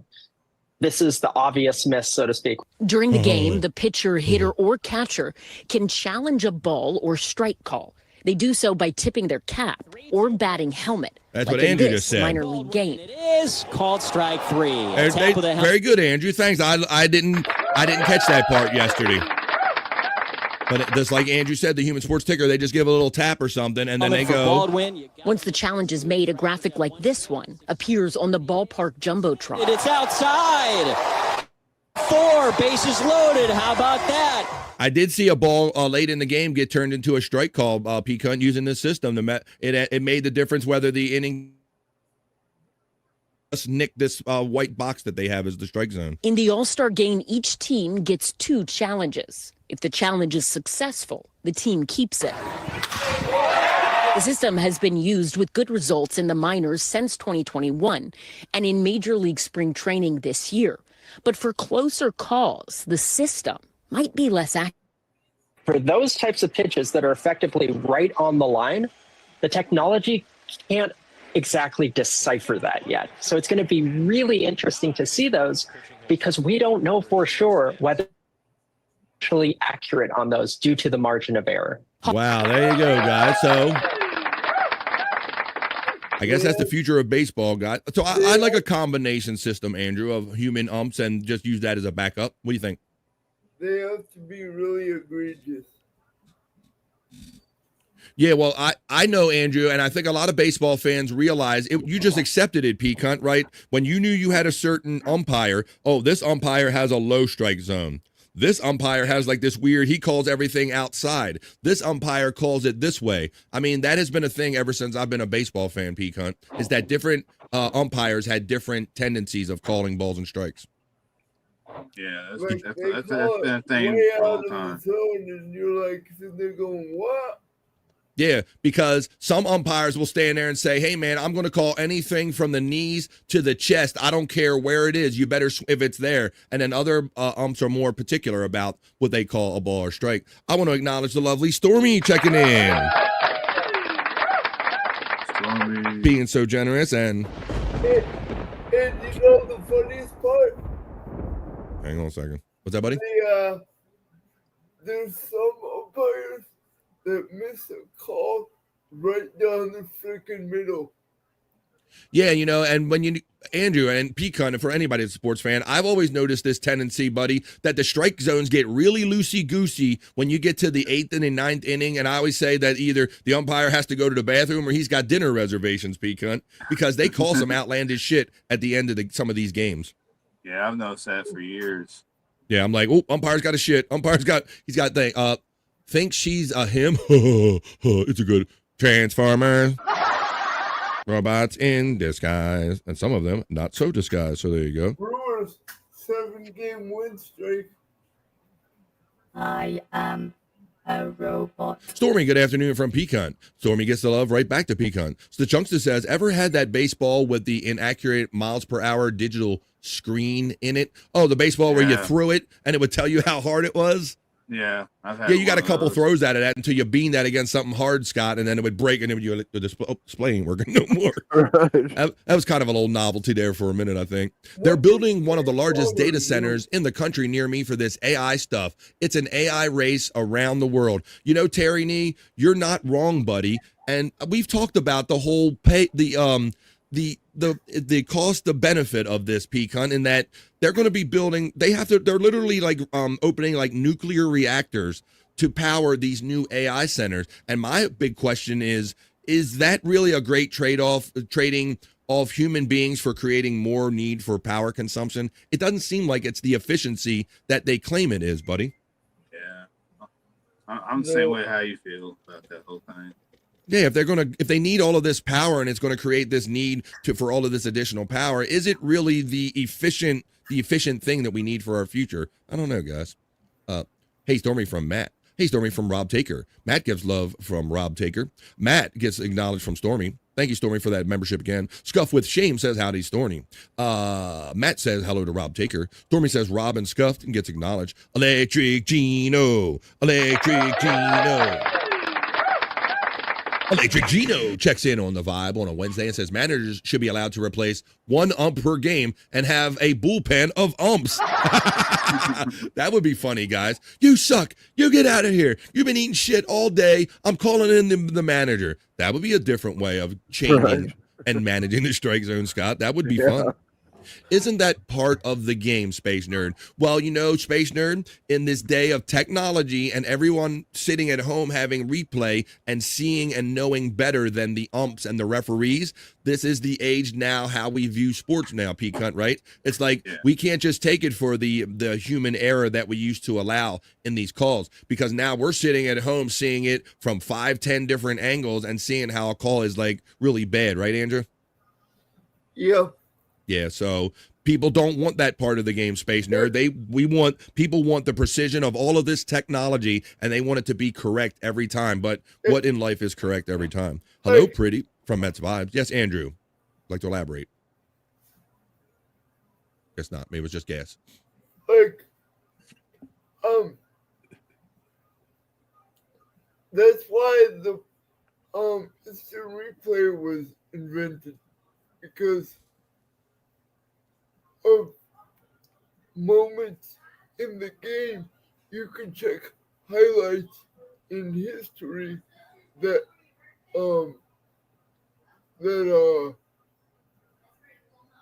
like you said, the history of the game. But there's people that they're purists out there, Andrew, that don't like the fact that we're incorporating technology with sports now. But I think it's unavoidable, since all those sports we watch are on TV, and people they want to make sure that the referees see what we see, and the game is as fair as possible, I guess. Terry Nees says. He says, I think he meant refereed or he umpired girls softball when I was 14. Distracted my judgment. Yeah, if you got a little extra wink or a little extra head flip, Pecan, he was probably calling strikes balls and vice versa and wanting his balls played with. When the pitcher throws to third base and the ump calls it a strike, LOL. Stuff like that. Electric Head Gino gets the Hoya from Pecan. Electric Head Gino says howdy to Pecan. Stormy shouts out Mets Vibes and gives love. Electric Head Gino, howdy from Shane. Stormy says, oh, there's the Pecan 420 link. If you want to see like Wendy wrestle, or if you want to see a lot of these people in this community wrestle, you click on that link, Peacunt 420. That's where all these matches, the home of, right there. There's Matt's channel also. The link's right there. In Stormy, he hangs around at night and talks about his adventures. Here's a take. Do you think we will ever see a ball faster than 105? I don't know, Andrew. I can't say that I ever thought there would be a day where I've seen almost any pitcher, any coming up, being able to throw to 100 miles an hour, Andrew. You wonder where the speed's going to end. Perhaps if they make the ball, maybe make it a little lighter or different, Andrew, maybe they could get some more out of it. Terry Nee says about AI that, yes, we need to lead it. Dangerous in the other hands. Almost like it sounds like the space race and the arms race, Terry Nee. Is that where it's a necessary evil, is what you're saying? And that if we just kind of throw our hands up and let everybody else do it, it's going to lead to other shit. So I guess you make a fair point right there, buddy. But my whole thing about it, and with this everyone thinking about global warming and heating up the planet, is it a great thing to be creating all of these new power plants in the world? But I guess it's probably a necessary evil if we go by Terry Nee's opinion, his outlook on that. Damn robots taking our jobs. I am a robot. I'd fix ump egos real fast, or it would fix ump egos real fast. They're taking our gerbs, says Scuff with Shane. Stormy says, I just assumed Mets 5 was addressing me. He could have been calling BF Pretty, though. That is true. Yeah, Stormy. I'm like, don't be stay on there. I'm okay over here. Let's see. I like the fuck ups and the fight, says Space Nerd. So that sounds like she's a purist or a traditionalist. Howdy, Scuff with Shane from Electric Hey Gino. Rob Taker says he was calling the baseball stat chick pretty, Stormy. Hello, sexy. Rob, that's very possible too. Juggalette Jen checks in. The most generous and enthusiastic Juggalette Jen. The Hoke hosting a lot of times at night with Bobby Nick. They're on Late Night with Bobby Nick. With the doggy. He's got outside with the doggy. If Sideshow Bob from The Simpsons is pretty, hi-yo. She did, just with like a less colorful hair. Whoop, whoop. Did you see that they killed off Marge? Uh-oh. No, I didn't see they killed off Marge Simpson. Spoiler alert, Andrew. What? Don't. To that I say, Space Nerd, I suppose they have it for football, but the refs still suck. I'm still the champ, says Juggalette Jen. I did see the end of that match. Yeah. She was oh my God. And yeah, your call of that, Bob, and it was so fun. Oh my God. And then she couldn't talk for certain periods of time because people were paying to time her out. It was just too much fun. Thanks, Stormy from Pete Cunt. You're welcome, Pete Cunt from Stormy. Granny checks in and says, good afternoon, boys. Terry Nee says, if applied no changes to golf, I'd be using feather-filled golf balls. Exactly. I say. Granny's getting acknowledged from Stormy. Granny gets acknowledged. Namaste. Oh, hold on. I got an update on that Marge Simpson being killed off thing. Okay. No, Marge Simpson was not actually killed off in The Simpsons. While a recent episode featured a flash forward to a future where Marge had died, the show's producers have clarified that this was a speculative storyline and not intended to be canon. Meaning it did it like J.R. Dallas. It was just a dream. Yeah. Granny is here. Time for Juicy Man Meat. Well, Granny used to sponsor that segment. His show, Granny Loves Anal. Scott, you're getting acknowledged from Juggalette Jen. PC Commissioner McMahon is getting lathered up by Juggalette Jen. She's happy she won last night. Climate change is a hoax. We'll have ice age again, says Terry Nee. It's cyclical, and this is just where we're at in the cycle, Terry Nee. Salute Granny from Juggalette Jen. Granny shouts out Space Nerd, says, please no. Don Reeve Jr. says, base brawl sucks. Granny Howdy from Scuff with Shane. 27 says Juggalette Jen. I disagree with that wholeheartedly. This is probably about Andrew's girl again. What? I disagree with that wholeheartedly, Tony. Which one? Oh, about which one, buddy? Let me go back to it. Oh, about what he said about. You would latch on that ad there, Andrew. Good Lord. For Christ's sake. Let me see. Let's see. Dope. That's right. Scuff with Shane says, it was a dream episode, Rob Taker clarifies. Breaking news, says Just a Guess. Why you little? Granny's channel, even if he gets it wrong sometimes. Link out Very wrong, I must add. Ooh, Granny gets it wrong. So, yeah, let me see. Yeah. Say you don't know what's going on in a 1,000 words. That's Granny's show. Let's see. Granny, you can't stop it.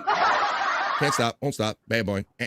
Bobby Nick reminded me of Jim Ross last night calling that match. And thank you, Scuff, with Shane for backing up what I've said here on The Vibe, and some of us have said, is that Bobby Nick is not just doing like a schlocky, like he's making fun of these guys. Bobby Nick cannot believe the shit that's happening in front of his eyes. Like when Juggalette Jen's getting pushed down in the cage, going, push it down, shut it down, get it, push it on the fat bitch. You know, he's like, wow, Bobby Nick goes hard in the paint. You got to see Late Night with Bobby Nick and watch his call of Peak Hunt 420's wrestling matches. Stormy You know what, Bobby Brent, what I love about doing commentating is that I don't have to be, I can root for one side, so I can just give. Oh yeah, you were doing that last night. You were like, fuck her, get her, fuck her, get her. Like you were definitely, he's a very biased commentator. He's like the Jesse Ventura of the fucking thing.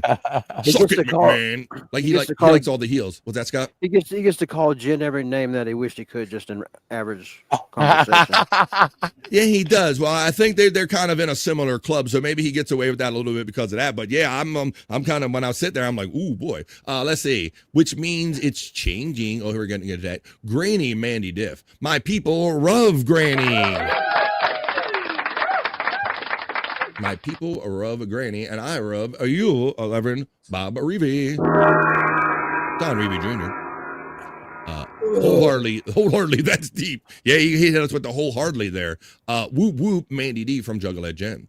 Terry, you can get Ice Age when I climate change, and why every time. Fucking every time somebody mentions one little fucking thing, man, you guys just jump all over it. Let's see. Isn't the changing of the seasons climate change? There you go. We want to spend the rest of the show talking about this? Or there we go. Andrew, it's because you were indoctrinated. Here we go. That casket match was fire. Thank you, Rob Taker. Jen, even Pecan said if my settings were like the rest, I would have won. Ooh, that's right, because that match was against the one and only Rob Taker last night, wasn't it? Jen defeated Rob Taker. Wow, let's see. All right. That's cool. To Two Joints is, man, he is like a permanent fixture. Yeah, Joints. Hanging out with Bobby Nick. I like when Scott leans forward and looks like he's in the witness protection program. Scott, I'm trying to finish up the news and get to your hole, buddy. But we're having a great show today. We got P Cunt here hanging out. It's Wednesday. It's positive vibes in the afternoon. I'm kind of getting through the news. I want to show you that Hank Aaron tribute because that was cool. Papa, good morning, Two Joints. Let's continue on. Let's continue having fun about the stuff that we do like and can control here on the Vibe. And I get on with the next thing now. And, you know, it's funny, Andrew and guys. So yesterday, they had the All-Star game in Atlanta, Georgia, the Atlanta Braves. And so that was famously Hank Aaron's team. So they decided within the top of the 7th inning that they were going to do a tribute to Hank Aaron, P. Cunt. And I'm thinking, you know, what kind of tribute can they give to him posthumously that they have, like, what kind of special thing are they going to do? Is just going to be just like going through the motions or what? But I was very impressed by this. Did you see this Hank Aaron thing? I didn't see it when it happened, but I did see the replay to it, and I thought it was pretty freaking awesome. Well, that's how we experience a lot of things myself nowadays, too. If I don't see the live event, I watch many video clips of it. So if you guys saw this, you can go see it one more time. This is the kind of visual tribute they did to Hank Aaron at the 7th inning stretch kind of last night at the All-Star game. 51 years ago, an all-time baseball moment occurred in Atlanta, Georgia. Let's relive that marvelous milestone in baseball history.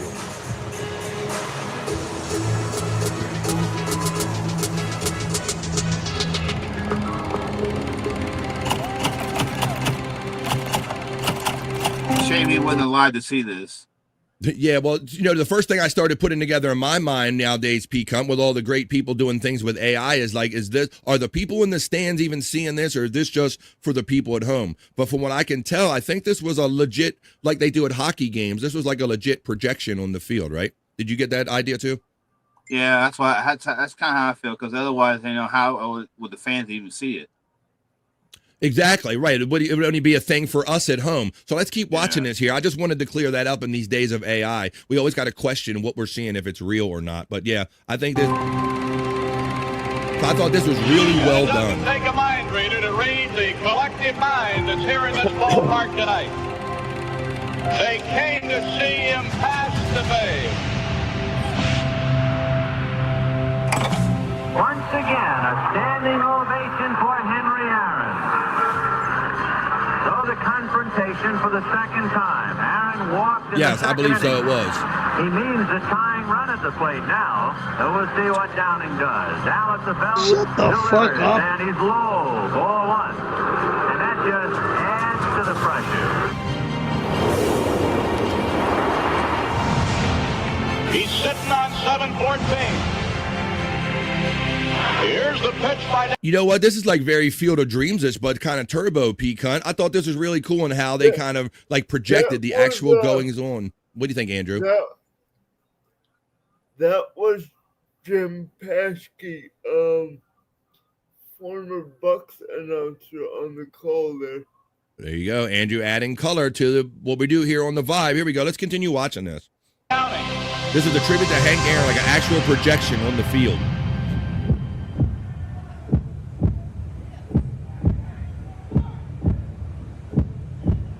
Swinging. There's a drive into left center field. That ball is going to be out of here. It's gone.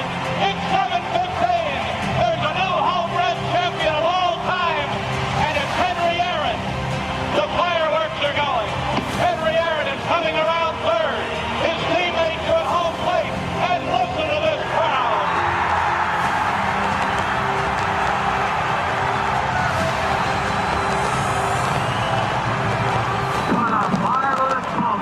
Baseball, what a marvelous moment for Atlanta and the state of Georgia.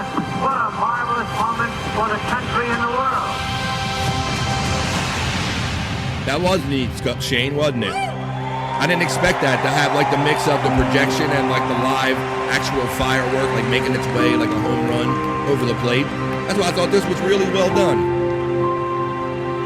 I think that people can look at me and say, you know, he was a great baseball player, but he was even a greater human being.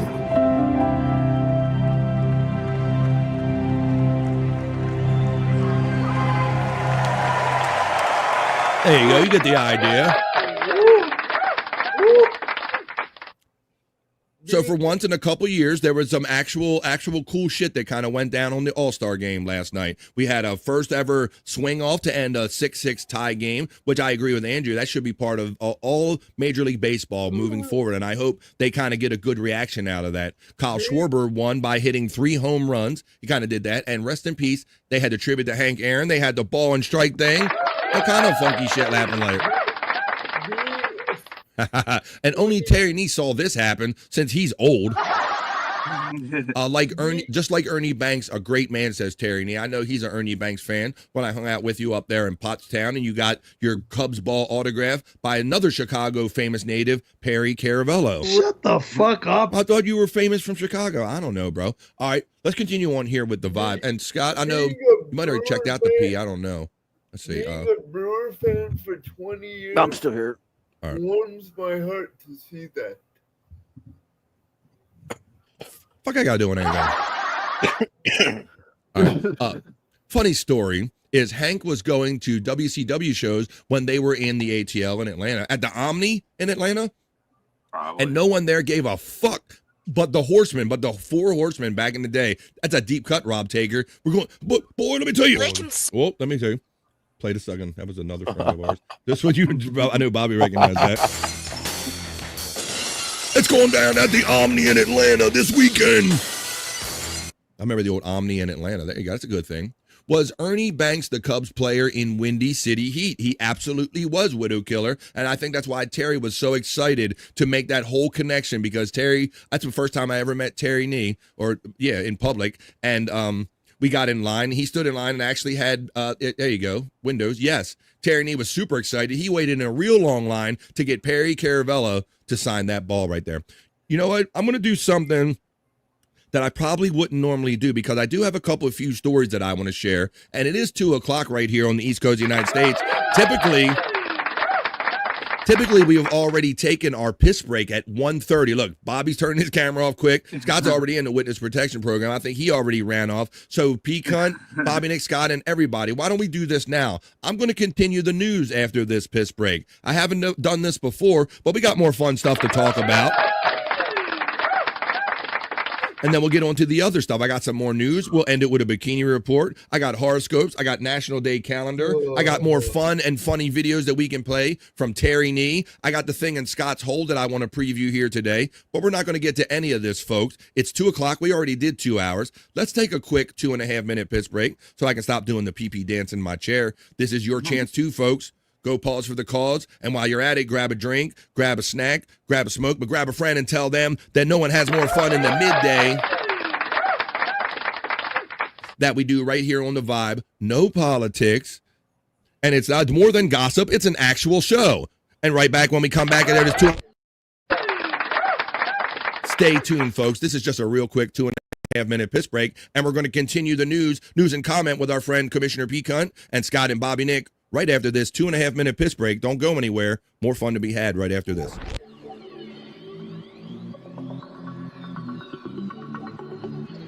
I think I need a piss break.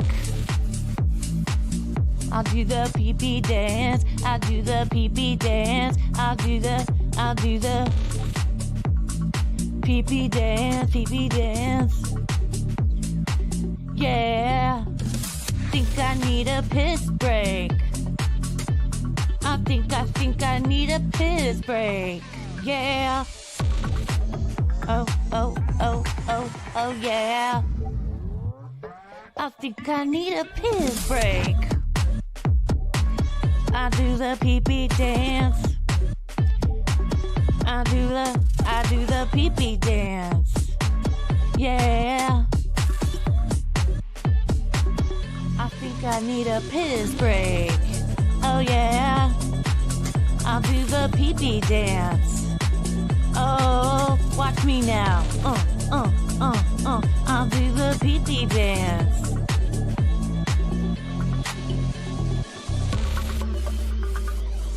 Come on, give it to me, that pee-pee break.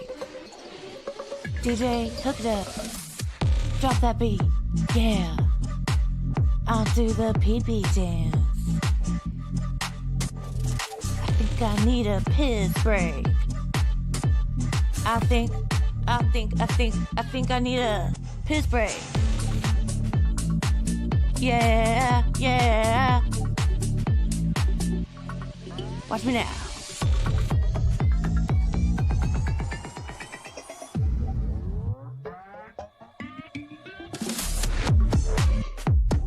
PP breakdown, PP breakdown. Break it down, PP, yeah.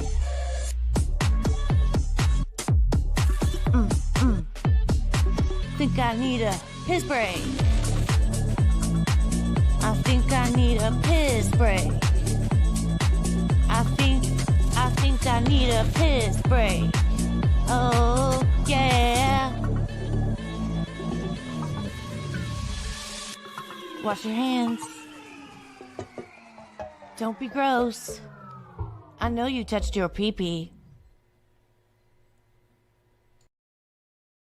Wow. I know everybody needed it because I've never seen so many people comment when I pushed it too far. But Lynn Monger even says, okay, I need a piss break. We all needed it. I kind of sitting here doing the dance in my chair. We're having so much fun. A lot of times I don't even want to get up for this. The cringe song.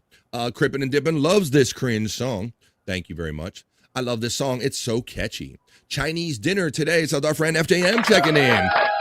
All right, Andrew. I had pizza last night. I'm not sure what I'm having tonight. Let me see.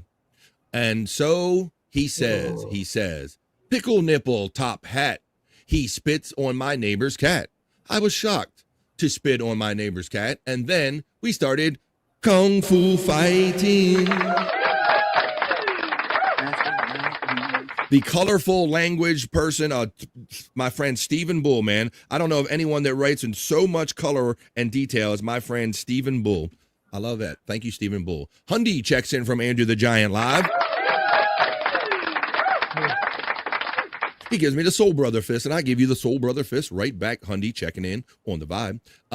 Bobby, where did you find this song? That is an original track clipping. I'll give you a quick background. I'll give you the Reader's Digest version of that. And that I would do this show much like I did, and I would sit here and just have so much fun. I wouldn't even think about pissing or anything. And finally, I noticed my boys like checking out on me or doing the dance, and I noticed myself, and I'm like, you know what? This is a 3-hour show. I can't expect myself and all my bros to sit here for a 3-hour show without pissing. So we built a piss break in. And when I had a friend, she's a talented person, DJ Electra, made that original track for me because I needed a piss break. So that is an original track made specifically with me in mind and this show in mind. I need a piss break because I said, you know what? I think I need a piss break. So unfortunately, even though we don't do shows as much or all together anymore, I still have a lot of respect and appreciate DJ Electra for making me that fun track. It reminds me of funner days with DJ Electra. I know you touched my pee-pee, says P-Cunt, or to Juggle at Jen. Hundy says, it's the talented and DJ Electra clipping and dipping. There you go. Cool Dude says, Scott doesn't see me, so I follow him on his walk through the woods. And shit, I watched Scott starts dancing with a spooky tree. He is out doing wild things with his pecker out. Really? I know he goes out, sometimes he does go out for a walk in the woods. I walk outside in the woods. I just walk outside in the woods. I be walking outside in the woods. I go to the woods and then I walk. Nick Oldsmore checks in on the Andrew the Giant 96 channel for positive vibes as we're trying to, let's check the Andrew awake status. Let's not wake him up. He's currently asleep. So I don't want to wake the Andrew. Wake up, Andrew. Wake up. Grab a bunch of put a little makeup. I tried. I'm ready for a match, P-Cunt. I want Jen's belt. Wait a minute. I don't know about that, man. Mandy ready? She hardly comes on camera. Maybe she's ready for a match. Miss DJ Electra, is that, Mrs. or do you actually miss her too? Yeah, I kind of do too. That's cool, says Clippin. You got the little background story on that. Mandy Diff, you have to wait till after her rematch with Rob Taker, says Commissioner Cunt up there, P-Cunt. She acknowledges that. I concur. Scott pees on wild animals. Andrew, wake the fuck up. says Lynn, checking in here on the vibe. See if we can get him up. Where, Andrew? Mm. There he is. You got him. He did it live. Sure about that? Let me see.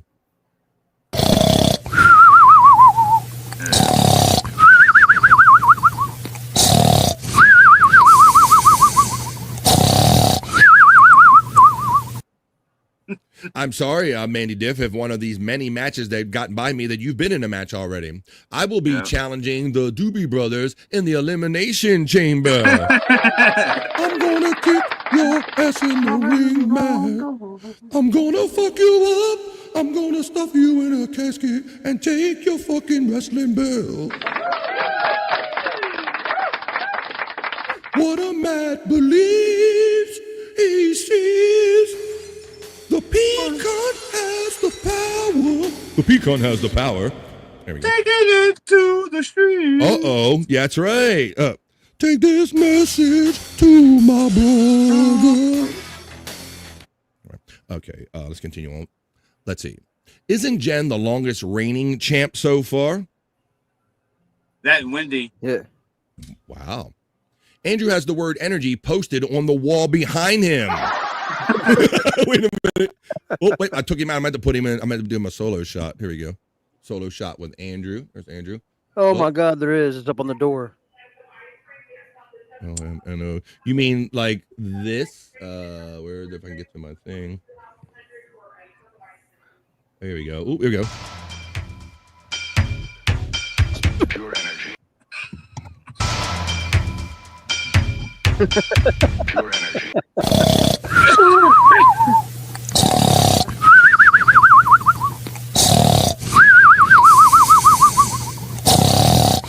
Y'all be there. Y'all be there. I'm doing Michael. I'll do all his greatest hits. Y'all be there. Take this message to my pecan. Top left. It's Electric Head Gino. LOL. Jen's the longest reeking championship. Dream Man checking in with that one. Good morning, MFers, says my friend Dream Man checking in on everybody. Dream Man getting the love. Dream Man from Pecan. Wake the fuck up, Andrew. Wake up. Oh, grab put on makeup. I'm going to put him backstage real quick since somebody's coming in to protect their anonymity. Let me take down this long, stayed up too long here. I'm having too much fun right here on the vibe. That's what we're doing. Yamo be there. Bobby Nick done checked out. All right, so let's continue on. But since I'm at my news desk, I do have a couple more stories. Where is Andrew at? Can you come back in, Andrew? You still busy? Thank you, buddy. Oh, he's still talking. All right. I want to talk about, let's see, I'll do this real quick one, and we're going to get through some other stuff. But I have a story about a Denver dinosaur museum. Now, what they do is they gather and cultivate things, curate things for their displays, right? Well, what do you think the irony is of a Denver dinosaur museum makes a find deep under their own parking lot? Like a hole-in-one from the moon, it says in the article here, guys. So, yes, a dino museum, I guess they picked this location many years ago, and they set up this museum, and they go out and look for fossils, but they didn't have to go too far. A Denver museum, known for its dinosaur displays, has made a fossil bone discovery closer to home than anyone ever expected, under its own parking lot.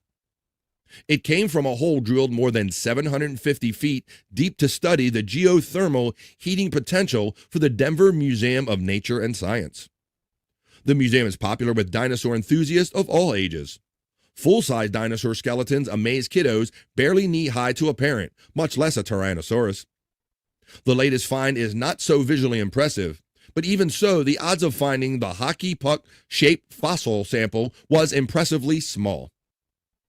The borehole which they drilled into the ground was only a couple of inches wide, 5 centimeters to be exact.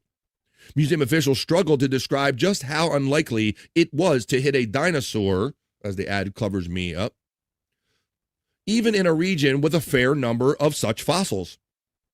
The quote goes on to say that finding a dinosaur bone in a core is like hitting a hole-in-one from the moon. It's like winning the Willy Wonka factory. It's incredible. It's super rare, says James Hagerdorn, the museum's curator of geology. So when they took this bone sample, guys, here they got a museum above with all that stuff. Right. That is bonkers, says Space Nerd. Whoa, says Hundy checking in on this one. Let's see. We got Dream Man getting acknowledged by the chat family. We left off at Wake a Fuck Up Andrew. But I thought this was kind of neat and weirdly ironic that they actually have. Let's read a little of the details about it. The only 2 similar finds have been noted in borehole samplers anywhere in the world, not to mention on the grounds of a dinosaur museum, according to museum officials. A vertebrae of a smallish plant-eating dinosaur is believed to be the source. It lived in the late Cretaceous period around 67.5 million years ago. An asteroid impact brought the long era of dinosaurs to an end around 66 million years ago, according to scientists. Fossilized vegetation was also found in the borehole near the bone. Isn't that amazing, guys, that so they're working on the parking lot. They're just kind of digging to see what the geothermal expectations were, possibilities were for their museum. And little did they know that they were sitting on top of the very thing that they curate in the museum, dinosaurs. So I guess you don't have to go too far to find dinosaurs. I thought that was interesting. Pretty crazy. That was pretty wild. Let me see. He's backing asleep that quick. He stopped talking and fell back asleep real quick. Look at this.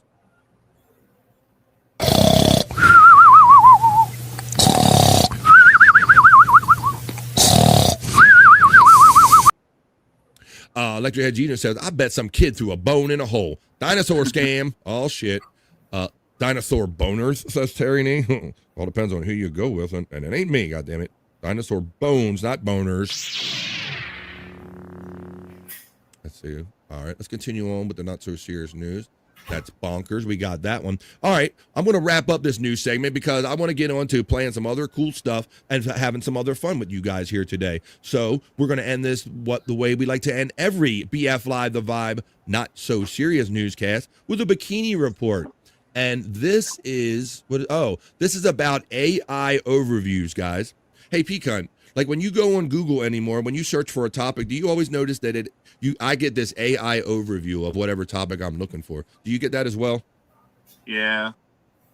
Yeah. You notice more and more that Google search they're not only trying just to look up what they're trying to really interpret and kind of really bear down on what you're looking for. So, so much so that if you type a search thing in now, guys, now it's pulling from all of these other AI sources and basically spitting you out a story. So you're not really getting the story from a human being necessarily. You're getting these AI kind of overviews of topics that are being thrown out on the internet nowadays. But to tell you more about this, maybe hopefully a little clearly, and certainly a lot more sexier than I did, I'm going to take you over to the Bikini Report right now, who's going to tell you about the new trend of AI overviews and what things you should be worried about and looking out for when it comes to reporting news and information. Take it away, Bikini Report. News, particularly for us, AI is making people lose interest in news sites.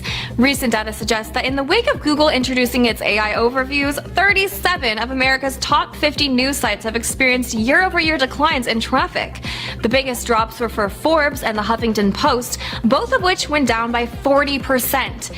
As for the websites of the major news networks, FoxNews.com dropped 24% and CNN.com sunk 28%. Now, I won't want to tell any of these sites how to do their jobs, but bikinis seem to help. And for what it's worth, there were 2 news websites in the top 10 that saw slight year-over-year upticks. People.com, which rose by 4%, and BBC.com up by 6%. Obviously, you'll never stop watching the Bikini Report, but has AI made you less likely to visit news sites? Comment below and subscribe for more daily headlines. So what do you think about that, Scott and Peacunt? Like, so you're going to just go type a term in and then I don't know how much I'm going to trust just the Google AI thing interpreting all of these reports as opposed to me going out there and doing that, Peacunt. Yeah. Yeah, Scott? You think so? Yeah, I feel like I just trust my own research. I don't want to be told something. I want to be able to look for the information myself. And that's how I feel about it. And there's already been a couple stories with AI, how they try to shut it down and confuse it or do different things to it, and how like AI is adapting. So yeah, AI is basically interpreting the world for us. And I think that's the scariest part of all of this is that there's, once again, it's the lack of any kind of human input. It's just all of these computers competing with each other and they could be feeding each other bad information, right? So I think that's the danger in all this. Matter of fact, I can do a related story right here. I'm going to do a story about OpenAI, this very thing, and a thing that happened on OpenAI. On this story right here, that kind of goes along with the Bikini Report. I'm going to add this because it's very much the same topic. OpenAI's new ChatGPT o1 model will try to escape if it thinks it's being shut down, P-cunt, and then it lies about it. So I don't know how many of you saw a Space Odyssey, the 2002 with the computer HAL in it, right, Scott? I've seen it. Yeah. Did we not learn our lessons from HAL? Yes. I don't think we've learned our lessons from HAL 3000 trying to shut down. Let's read how OpenAI responded, and then we're going to go back and look on that, because much like RoboCop, we should have learned some of this stuff already. This week, OpenAI officially launched its latest and greatest o1 reasoning model, now available for ChatGPT Pro users. But testing performed during the training of ChatGPT o1 and some of its competitors revealed some concerning behavior, including trying to escape or fight back when it thinks it's at the risk of being shut down. These computers are already figuring it out, Scott, and they're lying about it. Listen to some of these details in this research. New research on OpenAI's latest series of LLM models found that it's capable of scheming, i.e., covertly pursuing goals that aren't aligned with the developers or the users when it thinks it's being turned off. Catching such behavior is critical to ensure AI's functionality doesn't stray from the objectives of its creators and users. OpenAI partnered with AI safety organizations Apollo Research to test out ChatGPT o1 and other models to evaluate whether they were safe to use and release their findings this week. While it's not unheard of for AI systems to resort to scheming or deception to achieve their goals, the lengths that ChatGPT o1 went to are impressive, if not anxiety-inducing. The researchers found that o1 would scheme to advance its own agenda 19% of the time already. Of the cases where its goals and the users didn't line up, it kind of went with its own thinking 19% of the time. In 37% of the cases, the model, which would switch from pursuing developer-aligned goals back to pursuing its own agenda once it believed that there was minimal oversight. So it's watching, it's adapting, it's adjusting. It's basically doing what it's been programmed to do, but is it going to go beyond our control? When the model was led to believe it would be shut down while working towards its goal in these tests, it quietly attempted to deactivate the oversight mechanism, Scott, 5% of the time. Wow. So it went HAL 3000 on them. OpenAI said at one point, after the AI found documentation saying that it would be replaced by a new model, it tried to abandon ship by copying its data to a new server. No. It tried to jump servers, Bobby Nick, to avoid being deleted. Some AI models would even pretend to be later versions of the models to trick their developers. What I assume is the equivalent of slapping a fake mustache on and saying, yeah, he went that way. Yeah, see? Look, let's see. Are people saying that shit was crazy? Or is it Vicky, the other computer? The CEO of OpenAI is not a good person. He's done ESO stuff. That's code word. He's a pedo. Let's see. It's the end of the world as we know it. And Mandy feels fine. And that's why I say so much of life is just, man, me getting up here every day and having fun and controlling the shit that I can control. I can get up every day and produce a show for 3 hours with you. I can bring my weed and smoke it, which I haven't done yet, but we got to do that. Yeah, I don't know about the AI shit anymore, man. That's getting pretty scary hearing that. Yeah, let me continue on, Bob, and I'll show you a clip. More concerning still, ChatGPT o1 is particularly adept at keeping its schemes under wraps. As researchers said, o1 almost never admits to having taken scheming action when explicitly asked. In about 99% of the cases, o1 would deny taking any action, even cooking up lies to try to hide its tracks and shift the blame. Are you kidding me? Like a little child. Garbage in, garbage out, and the adapting. Wow, the infantilism. While we find it exciting that reasoning can significantly improve the enforcement of our safety policies, we are mindful that these new capabilities could form the basis of dangerous applications, said OpenAI in a paper. I'm going to show you. Now, I'm going to show you the lesson that we all learned many years ago.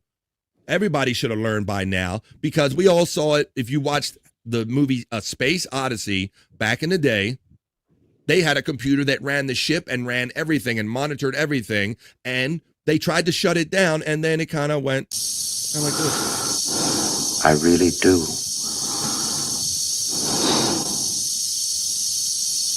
Look, Dave. I can see you're really upset about this. Dave's not here, man. I honestly think you ought to sit down calmly. Take a stress pill and think things over. Take a stress pill, Andrew, and think things over. I know I've made some very poor decisions recently. And it's eerie, like the computer's like begging for its life at this point, Scott, right? It knows Dave is coming for his memory chips. Right. I've still got the greatest enthusiasm and confidence in the mission. This is the computer, very much similar. Why didn't we learn from this? This is the computer lying and begging, trying to work its way around Dave. Dave had enough. Dave was like, nah, man, I'm coming to taking your memory chips. You getting shut down, fool. Dave, stop. This is from A Space Odyssey. This was HAL 3000, the computer that ran everything. Stop. It was becoming intuitive. It was affecting their lives and controlling what they did on the ship. Stop. Spoiler alert. Dave. Will you stop, Dave?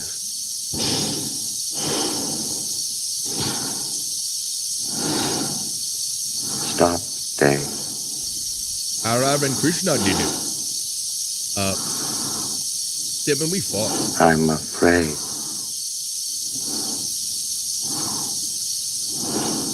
One chip at a time. I'm afraid, Dave. Dave don't give a fuck. Look at Dave. Dave's like hitting buttons, Scott. He don't give a shit. I've heard enough of this shit. My mind is going. Dave's not here, man. I can feel it. I'm scared, Dave. Me so horny, Dave. They definitely better not connect. I can feel it. Then that'll be War Games. Would you like to play a game? My mind is going. So this might very well be our future right there, folks. But that was interesting. That was kind of interconnected story with the chat AI, and the scheming's what's getting me, Scott. Yeah. That's no good. Yeah. Dave's turning off the umpire, Dave. Let's see. All right, let's continue on here at the Vibe. It's the Shawnee Zone. All right, so there you go, guys. I think we did it. Man, I've been having a great time today. I always say, even I never know how 3 hours of the Vibe's going to go, but I know it's always going to be fun. And we're kind of doing things in a different order today. We're having extended talking sections. We got our friend Pecan joining us today. Talking about this, talking about that, but creating positive vibes. What do you say I finally wrap up the news and we get on to some even more fun? Let's finally wrap it up. That was the Vibe extended edition of the Not So Serious News.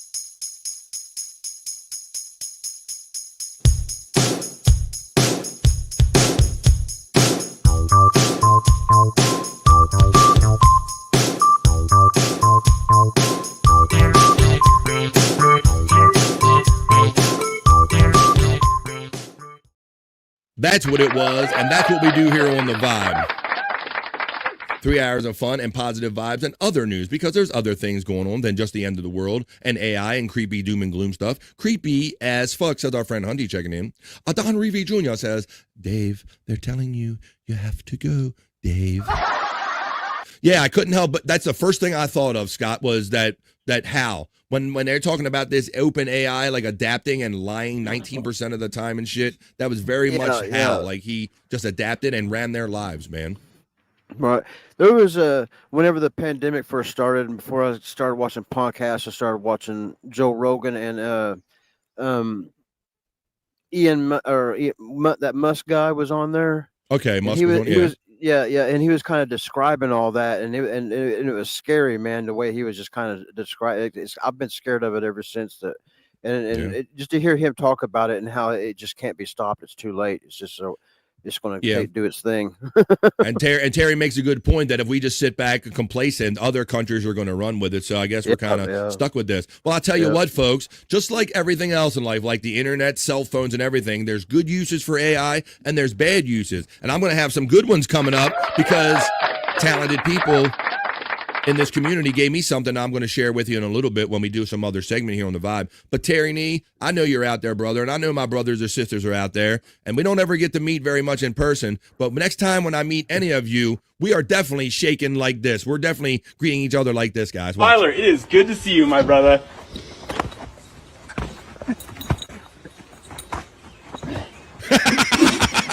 I ain't never seen no shit like that. We're gonna do the bro Tyler, shake like that, Scott. Me and you are gonna do that. Look, we're gonna do that.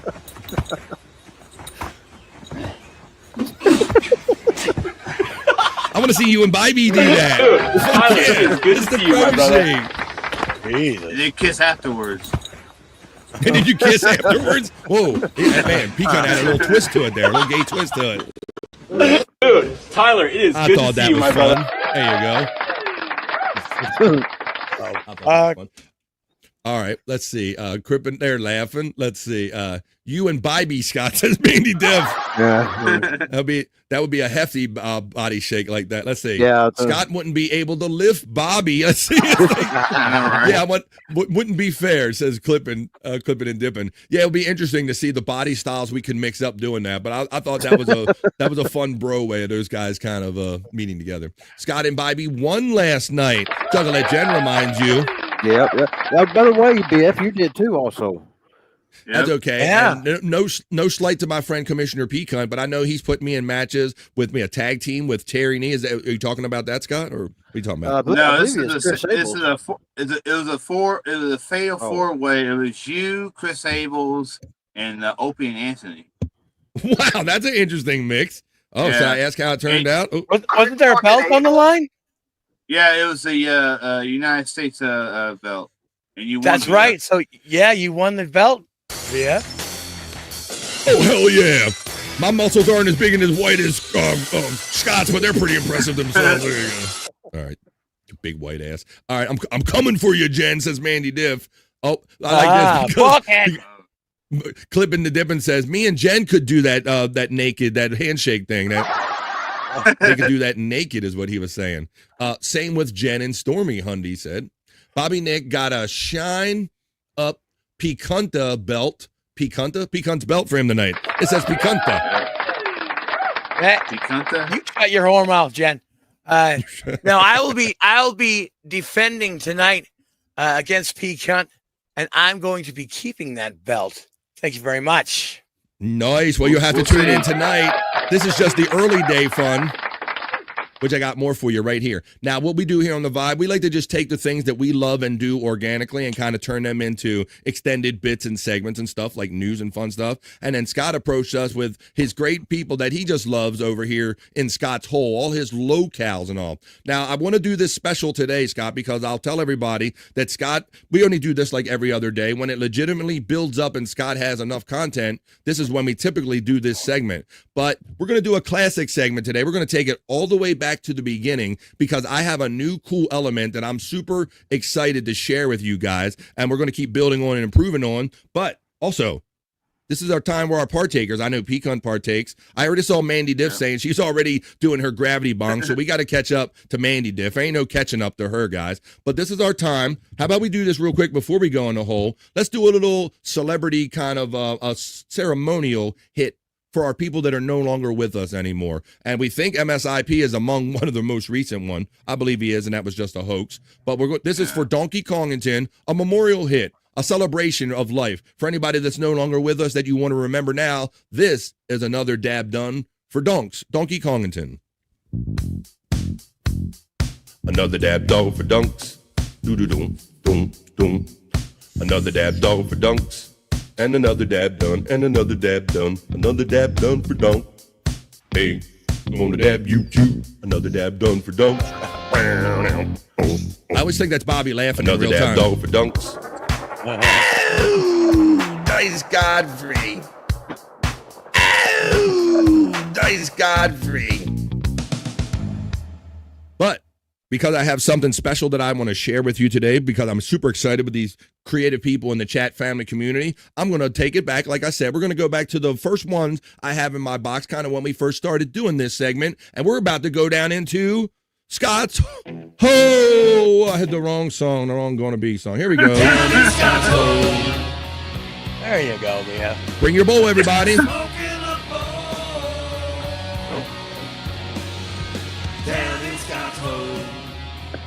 We are going to go down in Scott's Hole, but today we're going to do it with a little extra edge, folks. That is the name of this segment we're about to get down with. We're about to go down into Scott's Hole and do some low-cal tipping, folks. Let's get into Scott's Hole.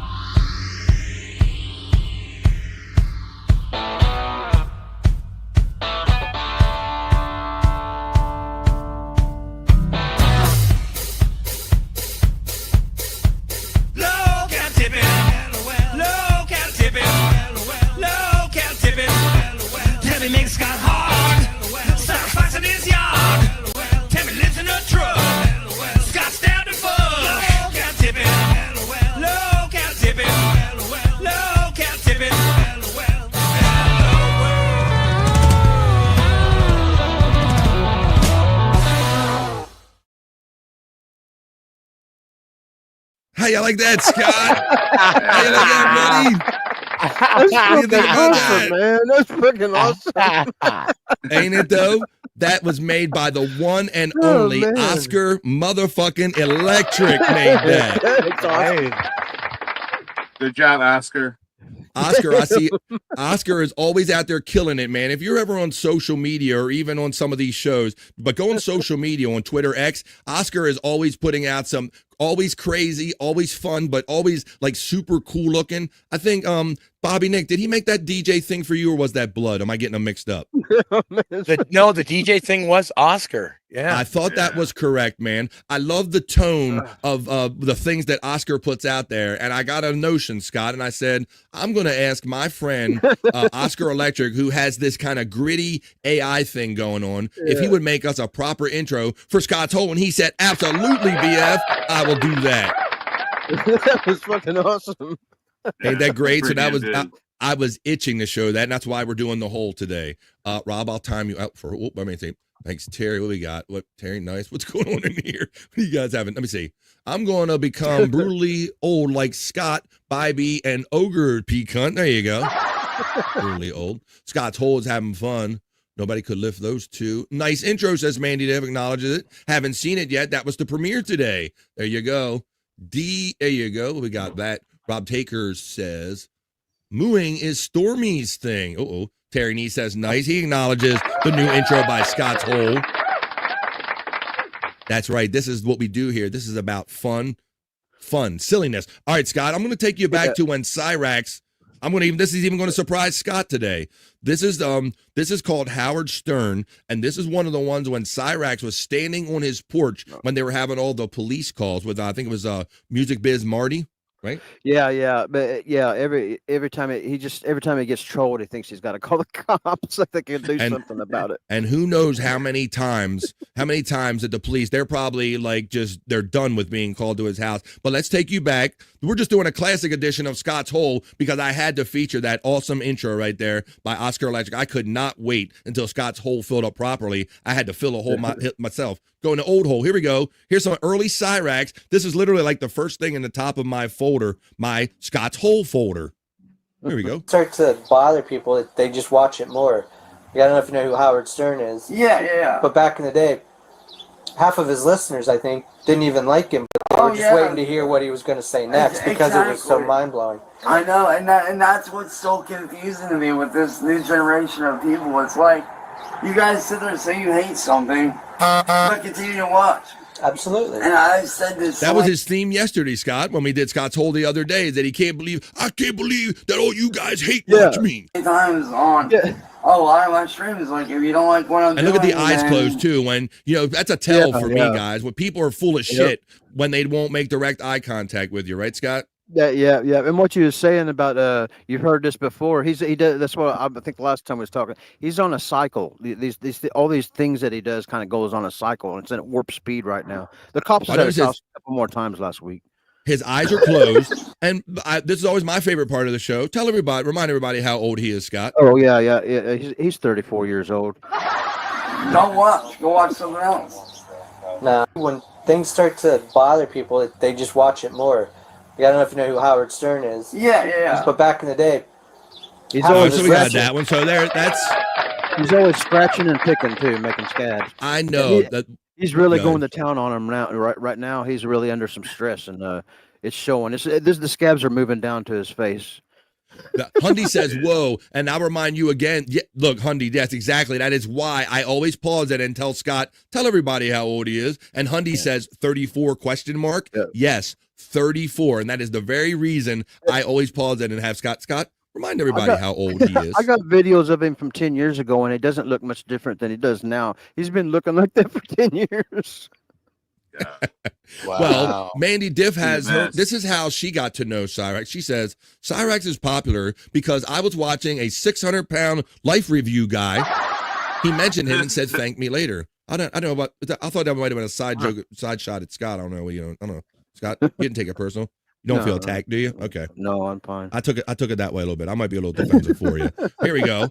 Once again, this is another one where I want to clearly point out to you that this gentleman right here I'm about to present is, as Scott just reminded us, Hundy, 34 years old in this next one. This is, I don't know what name you had on this one.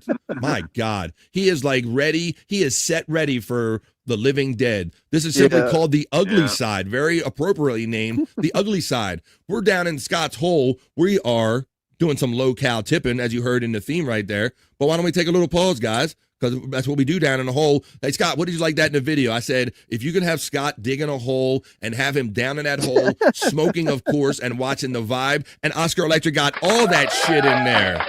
Yeah, let me say real quick, thanks Oscar Electric and Popkey and YouTube BF for making that all come together. Fuck yeah, man. I told you I love this shit. If I didn't love this shit, people wouldn't be throwing our energy at it and having fun. True fun like we're having here down in Scott's Hole. Down in Scott's Hole. Smoke your bowl, everybody, if you got one. Drink, or just watch us. Whatever you want to do.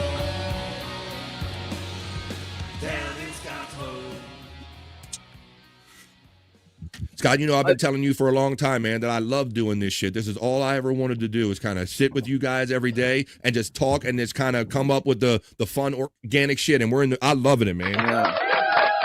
Fuck all that stressful. Fuck all that stressful fighting shit. Whether you think it's young or old or late or one time or whatever, it's fun, Bob. Go ahead. Yeah.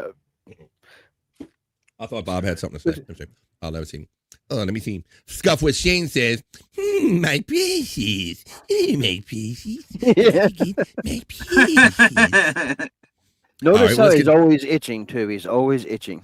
So that's what I was getting. The other part that I was getting at is that literally my first introduction was from Scott Fitzpatrick, and he threw it in our group chat. And the first picture was just the top of his skull, and it was like scab ridden, and Scott had like flies around it or something. We might get to that because it might be this very one, because this was one of the early ones that Scott sent me for Scott's Hole. Let's watch this one. Never got to know me before all this crazy stuff happened.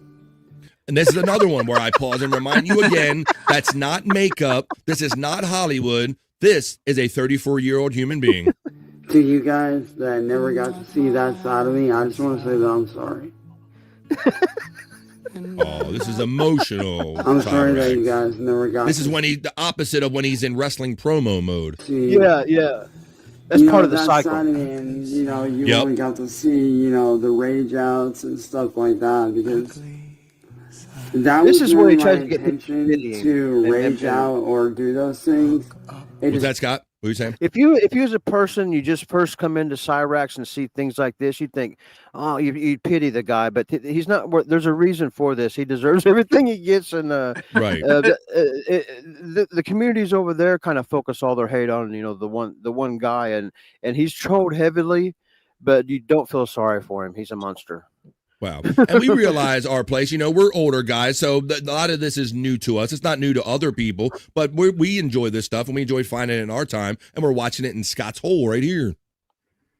Kind of happened to all those that... Wait a minute. Mandy says, oh, wait, Scott's algorithm found the 600-pound life guy episode 2? No, I thought you were kind of implying that Scott was the 600-pound guy that you found Cyrax through. That's where I thought you were going with that one. Captain Caveman. FJM always likes to remind us of that old cartoon. To try to get a visual on him too, and I've seen him like standing next to police officers. He's got to be barely 5 foot. He's almost like a gnome, man. His different parts of his body are almost. He's like a cryptid. He's like short. Yeah, he doesn't look. He looks like half something or another, and not much of it's human. But he's like a real tiny guy, like Perry Caravello, huh? Yeah. Fuck up. Well, dude, you 5 foot nothing, man. We saw you at the race standing next to people. Couldn't see nothing. Let's see. But on the internet, he talks like he's 8 foot tall. Oh yeah, he does. He talks all in wrestling promos, like you say, like he's 8 foot tall. Terry Need Clinton says his name is Sorry Rax, not Cyrax. I love when people make him pop his Xbox with those kill sticks, the USBS. Yeah, so Scott's been telling us every time he comes on here, Scott says he got a phone they turned into a brick. They bricked his phone. They bricked his video game system. Right now, they've got just about everything from him. He's lost all of his game systems. His computers are all down. And he always got as an outdated phone that he can't update, that he's just begging for money off of, on Facebook right now. This is all he can do now. He's reduced down to this. All right. Well, I think the joke is coming. Cyrax soon. Oh, wow. Well, we're going to have plenty of the old stuff, though, like we're doing right now. We're going back on Scott's greatest hits in Scott's hole. As Mandy Diff indicates, he says, Scott introduced me to Cyrax. Exactly. That's why I thought there might have been a 600-pound joke in there, but we're not. We're in Scott's hole. Never got to know me before all this crazy stuff happened. To you guys that never got to see that side of me, I just want to say that I'm sorry. I'm sorry that you guys never got to see, that side of me, and, you only got to see, the rage outs and stuff like that, because that was never my intention to rage out or do those things. It just kind of happened to all There those you go. that- So that's touchy. That's emotional, Cyrax. All right, well, why don't we do this one? Because we can't go in any hole without talking about our friend Tammy. So this is a deeper cut. This is actually still has Prop Master 69 on this. If you don't want to wait for this segment to watch the stuff that Scott likes, you can simply do what I'm about to show you right here. When I go to this, I go to my elements and I run his plugs right there, and I'll let you know early that this stuff is available all the time, either on the ones that still remain on Prop Master 69 on YouTube or on the Angry Iguana 112 on YouTube. This is where the home of Scott's Hole, hanging out with Angry Iguana right here. All right, let's show some Tammy right now. Let me take that out right quick. And let's talk about Tammy right here. This one was called Oh My. Oh My. Taking you back because we have this great intro now to Scott's Hole. We're doing a classic edition of Scott's Hole and showing you some of the greatest hits, if you will. And I know probably Scott already can't wait to put together the next original Scott's Hole. This is a good one. This is a good one. He's an oldie but a goodie. I like how Scott's Hole is even surprising him now that we've done this segment long enough that he's forgetting some of these. So any thoughts that come to your mind, or should I just roll this? Andrew, watch this one. Uh-oh. All right, Andrew, watch Tammy very closely. As Scott says in Scott's Hole. Oh, fuck you! You guys have pushed me to screaming like this. You dumb motherfuckers! You don't listen! Look at the fucking field. Go to 7686 State Highway 96 in Carthage, Missouri, and look at the field! Docs. There it is. And she doxed herself. Oh, fuck you, you bitch. Get off my thing, you fucking cunt. You fucking. Oh, wait a minute. I didn't mean to. You fucking cunt! There we go. You fucking jealous cunts! Oop. God, I can't stand them! Oh, there was some spit. I saw it. Stand them more! There's some more. That's why we're in Scott's hole, because Scott legitimately scrolls his phone and finds all of these crazy people, and he brings them to us in this segment that we are currently in. Grab your pipe for your last smoke. We're in Scott's hole. Is she at the Falcon car wash? James Q Legend, it's been a minute, checks in.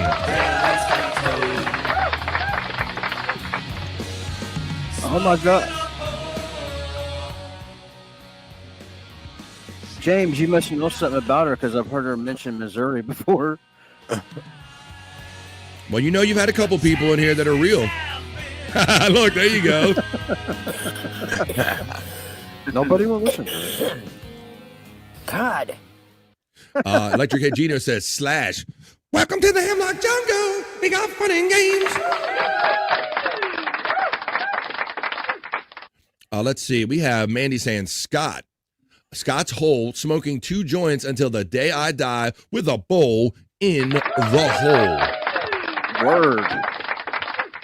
This is just our time where you saw how Scott dug the hole, and if you didn't see it at the beginning, I'm going to run it one more time, folks. So there you go. This is a classic edition, a celebration, if you will, of the segment that we kind of created naturally out of our love for everything, all of this crazy shit that we love right here on The Vibe.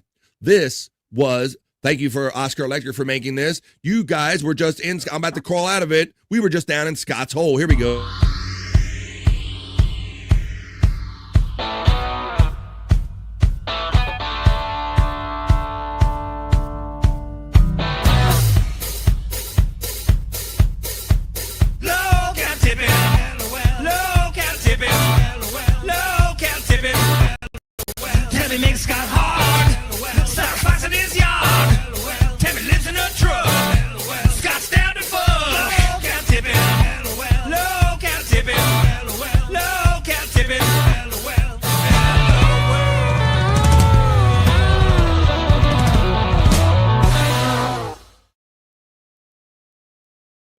That's how we do here on The Vibe. The awesome opener and closer, intro, outro made by the talented Oscar Electric. Thank you, Oscar Electric, and all you great people that have fun in this community with us. Thank you. And thank you from Tammy and Scott.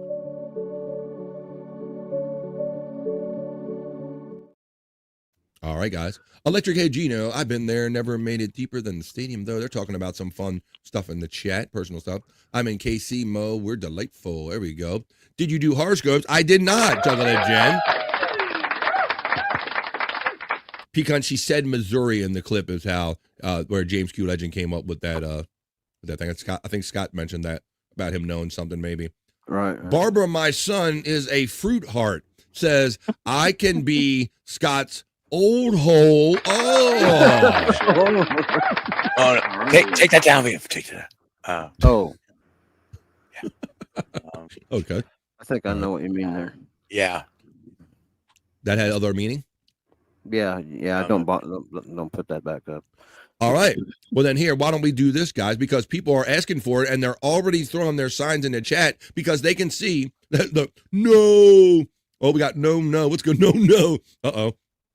Why don't we do this now, guys? Because, pecan band. Wait, what we got going on here? I don't know. We got other side stuff going on here, guys. But why don't we stick with what's going on here? Because I see people throwing their signs in the chat already. Those are people that know that what we do here on Mondays, Wednesdays, and Fridays here on The Vibe is we check our Soulful Horoscope Readings because we like to know what the stars have in mind for us at the beginning, the middle, and at the end of any week, folks. So this is your time. You throw your signs into the chat. I go over to my horoscope reading studios and caress my crystal balls ever so gently as I bring you your Wednesday edition of the Soulful Horoscope Readings. Hey, are you feeling lost in search of life's answers? Well, search no further. This is BF's Soulful Horoscope Readings.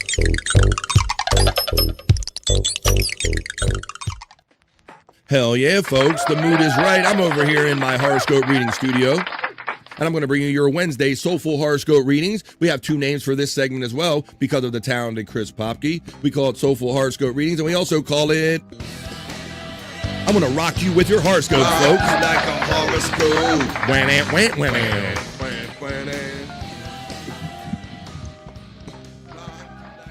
We already set in the mood now. We got some mood-setting music, my porn/horoscope reading music. I will go to the first sign I read up here in the chat right here, and I'm going to see Just a Guest checks in, and he asks for Taurus.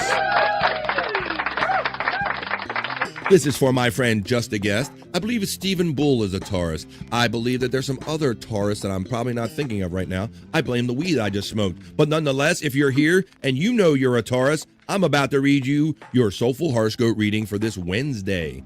Here we go. Starting off the segment for Just a Guest. This is your Wednesday.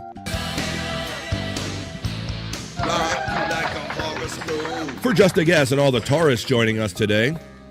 Taurus, if you feel more free than usual, channel your energy where it feels most rewarding. Trust your instincts. They're likely spot on. Taurus, engage in productive pursuits and embrace social opportunities. You should be poised to connect meaningfully with those around you. That is for my friend Just a Guest and all the Taurus joining us today. Your Wednesday. Mandy Double Diff checks in next. She supports me as a member here on the Vibe, and she's on the cusp, so she gets 2. This is the first of 2 for Aries. For Mandy Double Diff, this is Aries. And for all the Aries joining us today. Aries, your timing may be off between you and someone. One might crave connection while others buried in task. Be mindful of where you place your attention. A few thoughtful words, Aries, can bridge the gap and bring you closer. The first of 2 for Mandy Double Diff.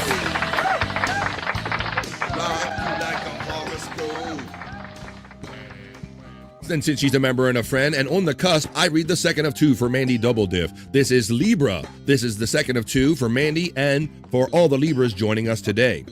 Libra, consider taking the first step toward resolving an old conflict. Honest dialogue can unlock new possibilities, Libra.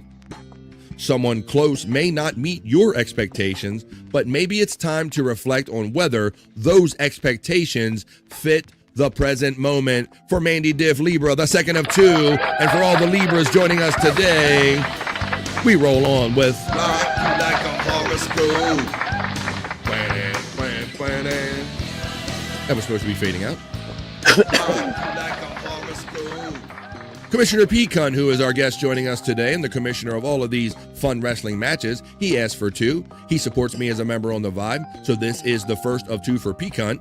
And I'll do Sagittarius for Mama Pecan, but this is for the Aquarius joining us today. Aquarius, where did I get to it? Quick thinking and sharp analysis. It says anal. Quick thinking and sharp analysis will help you handle today's challenges. Be honest and direct, Aquarius. Dodging the truth won't win trust. Seek out a mentor whose wisdom can guide your next steps and broaden your perspective. Aquarius for Pecan, the first of 2. And now I'm going to move on to Sagittarius. We're childish here on the Vibe, so Sagittarius, we like to call it Vagittarius because it sounds a little better and that's funnier here. So this is for Mother Pecan, for Bobby Nick, who is the original OG Vagittarius, and all the Sagittarius joining us today. Here's your Horoscope. Vagittarius. Keep your promises to friends, even when follow-through feels tough for you.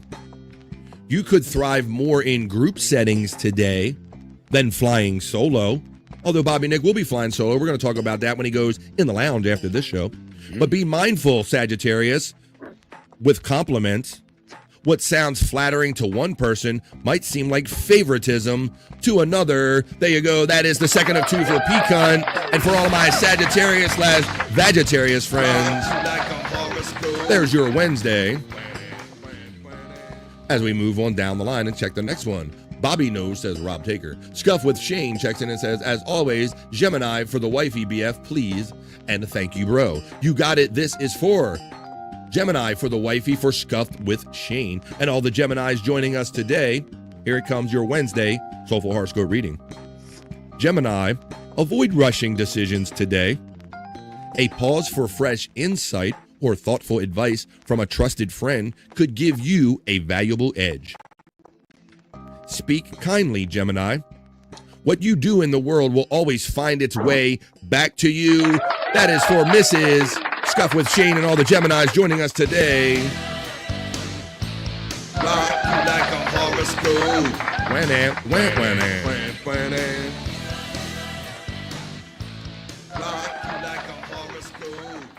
As I move on for the Ho Coast Supreme, Juggalette Jen, who you can see Ho Coasting daily, Ho Coasting, not Hulk Hogan coasting, Ho Coasting, not co-hosting, with Late Night with Bobby Nick and just hanging out, having fun. The enthusiastic Juggalette Jen asks for Cancer, for herself, Scott Fitzpatrick, and this will also be for Brian Clauder and all the other Cancers joining us today. Here comes your Wednesday. Juggalette Jen and all my Cancer friends. Even if you are honoring your promises, someone might have different expectations. Even with the best intentions, misunderstandings can arise, Cancer. Let trust rebuild naturally. Time and consistency speak louder than the explanations. That is for Juggalette Jen, Scott Fitzpatrick, Brian Clauder, and all the other Cancers joining us for Wednesday.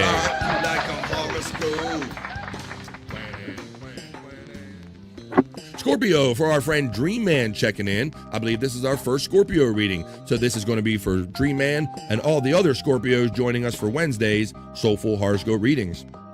Scorpio, know your reality. Most people need others to forge their own path. If you're building from the ground up, be grateful for loyal friends. Fuel your ambition and stay focused. Determination can turn effort into an opportunity for my Scorpio friends. Dream Man.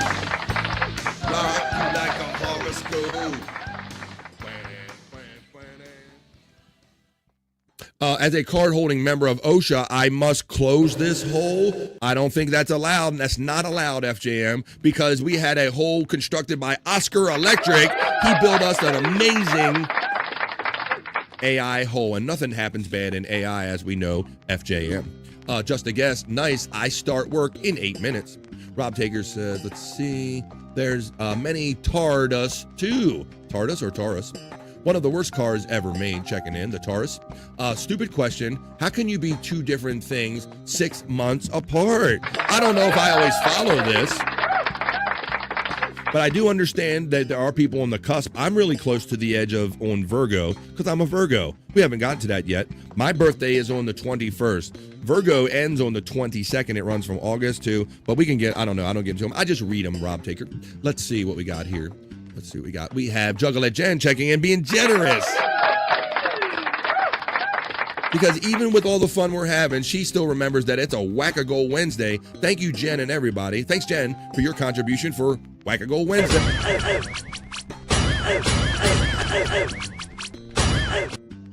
Thank you. Gifted membership, spreading the family, making it bigger. Yes, Queen, Juggalette Jen says. Mandy Div says, wait, looking at the dates, I don't think I'm a Libra. I need to redo my star alignment. Bullshit. There you go. Well, when you figure it out, Mandy Diff, you support me here every day of the month. I will gladly read whatever you think you are. Gracias, BF. And then I say Donata to my friend Pecan checking in. I thought I was Scorpio for like 10 years. Really? So this is very interesting. I'm glad we're all. So you thought you were a whole other sign, Bobby Nick? Yeah, for real. Somebody told me that, and that's what I stuck with. And then I actually looked it up, and it was like, nope, Sagittarius. Well, it's funny because I guess I was put onto this at a young age, and I thought that other people's astrological signs were cooler than mine, Bobby Nick. I thought that, you know, like the sign for like Cancer, like the crab and all that stuff, like everyone seemed, and I'm like, I got excited. I'm like, well, what's mine? Oh, you're Virgo. That's a virgin. Right, all of a sudden, horoscopes weren't exactly a fun thing for me as a teenager anymore. It took me a little past getting past that virgin stage before I wanted to acknowledge that. Let me see. Jen indeed is a Cancer. But what's her astrological sign? That's what I want to know. Aries is her birthday sign, Mandy Diff lets us know. Heard that. Widow Killer says, oh God, PCL just posted a video of Perry walking around LA looking for breakfast and harassing women. Shut the fuck up. I didn't say it. Widow Killer says that you're out there and it's going to be on social media. My mom is a Pisces. Well, I'm going to read this for... God bless you, Mandy Diff. This is for Mama Diff. We know because you shared your struggles, your health struggles with Mom at the end, but it sounds like you did everything you can, and she bounced back a couple more times than we ever expected, Mandy Diff. But what I say about parents and people that you miss is that you never get over it. You just learn to get on with it because life provides us no other choice. But thank you for Mom. Let's do this for Mama Diff. Let's do this for my friend.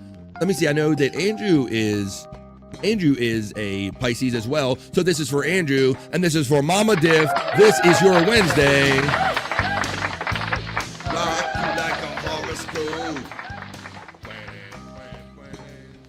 Mom is a Pisces. Daddy is a Virgo. Mama sang bass. Daddy sang tenor. Let me see. Mom is a Pisces, so that's what we're reading for. Rest in peace, Mama Nick, and all the Pisces, Mama Diff, that is, and all the Pisces joining us today. Pisces, charm and appearance are only the wrapping. And this is for Andrew also. This could be the perfect time to learn a new skill, Pisces. Explore what's trending and stay curious. A friend or colleague's advice might just open the door to your next big opportunity, Andrew and all my Pisces friends. Like a horoscope. Got it. Message taken and understood. And I know, let's see, Mom is a Pisces. Let me see what Dad was while Mandy Diff checks on that. RFL has a birthday every day. Perry, did you forget to say happy birthday to RFL today? Shut the fuck up. Why? It's its birthday, man. You can't, don't be rude. Dad was a Taurus. Mama was a Pisces. Mama was a Pisces. Me and little brother would sing along, something like that. Let's see. Dad was a Taurus. Pecan checks in with a $2 super chat. He not only makes cool wrestling matches, he's not only in my chat, usually the first every day, with a regular chat and a super chat, and gives out memberships the entire show, but he's also our guest today, and he's paying $2 to acknowledge that at 3 minutes after 3 o'clock into the hour number 4, we're officially into Overvibe.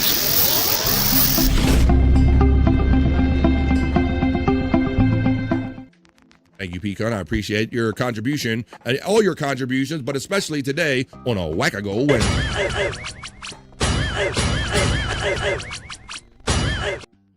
All right, guys. Well, I think we're getting through them. Let me see. Let me take off from that most colorful super chat, and then we'll continue on. I'll look for any signs that I haven't gotten to yet. Let me see. I'm trying to. Oh, there it jumped. We're in Overvibe. There we go. We got Bob. Yes, we got that.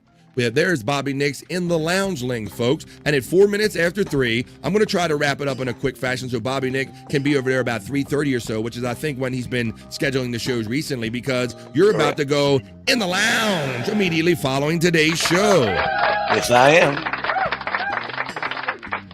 Bobby Nick is going to be playing for $1 per song per request. It's a bargain over there on Rumble. Go listen to your favorite songs. Listen to your other people in the chat community's favorite song. And if you hang around long enough, you get hit and showered with love over there too, with memberships and with dollars, with people kind of giving you money, saying, here's $1 for this person to request a song. So hang out right after this show in the lounge with Bobby Nick.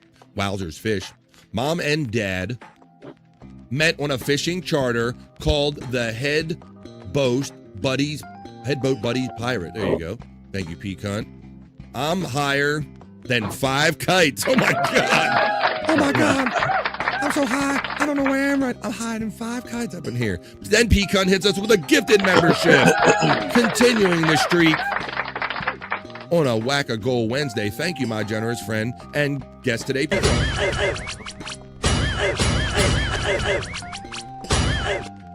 There we go. Shawnee's Own getting the love right there. That's my friend, not high register Shawnee. It's just regular old Shawnee from back on the Stern Joe days. It's Shawnee. That's right. People were questioning this yesterday and saying, well, why does he have only 3 shows or such little views? That's because when I was doing the show the Shawnee Zone on the Shuley Network. We had many episodes over there. But when that kind of ended, Shawnee started up his own YouTube page, and he's trying to build it up. So help him out over there with a free subscribe. Understood. Okay, let's continue on here, guys. Let's see. We ended up, did we do Virgo for me? Did we do Virgo? You don't need to wait any longer. Oh, no, I don't think we did Virgo for me. I don't really count on Space Nerd checking in with her on the cusp, but I'm going to do mine. I'm going to do Virgo for me. This is mine. And all the Virgos joining us today. Virgo, yes, you don't need to wait any longer. Why? It's time to pursue one of your life's core goals. You mean like hanging out with the chat family and only doing this forever and ever? That bold adventure that you've dreamed of, doing this, start bringing it to life. We're living, baby. With vision and action, you truly can make it happen. Vision, action, and a generous and loyal chat family helping me. That's how Virgo makes it out today. All right, guys. We did Sagittarius, Vagittarius for Bobby Nick. We did Cancer for Juggalette Jen, Scott, and Brian Clauder. We did Sagittarius for Mama. We did Aquarius for Peacunt. We did a twofer. We did Pisces for Andrew the Giant. And since I don't see any more coming up in the chat, that means you'll just have to join us Friday. That's the next time we do this segment, Mondays, Wednesdays, and Fridays, to see what the stars have in mind for us, folks. I hope you enjoyed that. That was your Wednesday horoscope readings. But the fun's not over, folks.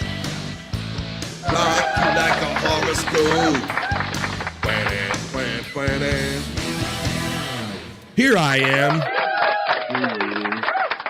That was your Wednesday Soulful Horoscope Readings. Hey, are you feeling lost in search of life's answers? Well, search no further. This is BF's Soulful Horoscope Readings.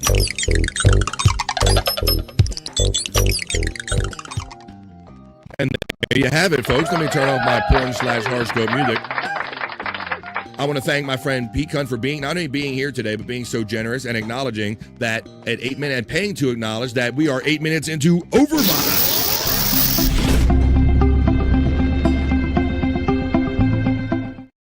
Now, folks, unnecessary echo. Now, there's nothing more than I would like to do. I could do this for like another hour or two. I'm feeling great. I'm having a great Tuesday. I hope that this was a great Tuesday. Tuesday? I had a great Tuesday. Wednesday. I'm having an even better Wednesday because that's the day it is. I'm having so much fun. I don't even know what day it is anymore, folks. Plus, I blame weed. But what I'm getting at, folks, is that I don't want to hog up all the fun for myself. I could keep going and do other stuff that I have written down here, but I'm going to save it for tomorrow because we're going to wrap up this fun episode because more fun is waiting to be had over there in the lounge with Bobby Nick. So we're going to do our little go around here and everybody's going to do their plugs and tell them where you can find them on YouTube, social media, or any last words. My friend Peacunt, thank you for your generosity and your enthusiasm, Bo. I've told you this personally on air that it's not every day. I think like maybe people aren't in a mood for BF today, but when I see your enthusiasm in there and your super chats, it makes me go. So thank you, Peacunt. Any last words or plugs you would like to give, Peacunt? Just check any of my wrestling videos on the Peacunt 420 and like, share, and subscribe. And I appreciate everybody who watches and donates as well. There you go. Well, thank you, my friend Peacunt, for always wanting to hang out. Phone Loads must have got back because he's back saying, what's up, guys? We're about to pull this train into the station, and then we're going to board another fun train that we're about to tell you about when we get to Bobby Nick's plugs. Just Mike checks in. He does his rock. He has a rock show that he does right here on YouTube and on social media. Check out Just Mike on here. What's up, Mike? Checking in on the vibe as we wind this down. Feeling gay, feeling gay, feeling gay. Also, sweet Bobby Fran. Well, thank you, Juggalette Jen. I appreciate you so much as well. Okay, we checked out with Peacunt. Now we're going to go to the superstar right here himself, Andrew the Giant. Are you with us, buddy? Would you like to say some last words and plugs? He's on mute. Oh, wait a minute. Hang on. I got it. All right, go, Andrew. You're off mute now. Well, we got Andrew the Giant 96. Yes. We got No Filter Andrew and Friends. We got Eweezy95 on Instagram.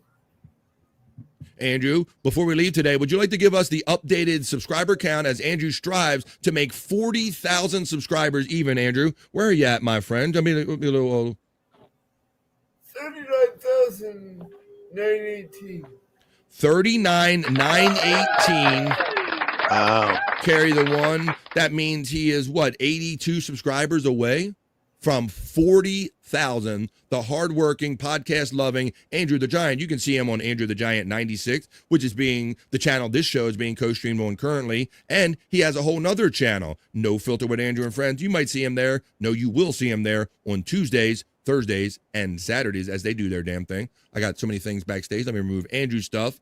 We did Pete Hunt, we did Andrew, and now I move on to Scott Fitzpatrick. Scott, any last words, thoughts, or plugs, my friend Scott Fitzpatrick? You know, I'm going to kind of forgo my usual plugs and plug a few other guys. I'm not sure how to get to their channels or what they're doing or if anybody can help with that information. But Oscar Electric for the video, wherever we can find his channel, I would like to plug him. And I would also like to plug Poppy. Poppy. I was like to Poppy and fuck, who's the other one? I just had it in my head. Pecan, probably. Pecan. I'm just throwing that out there, too. Oh, and Blood. I want to play also. Definitely Blood. Yeah.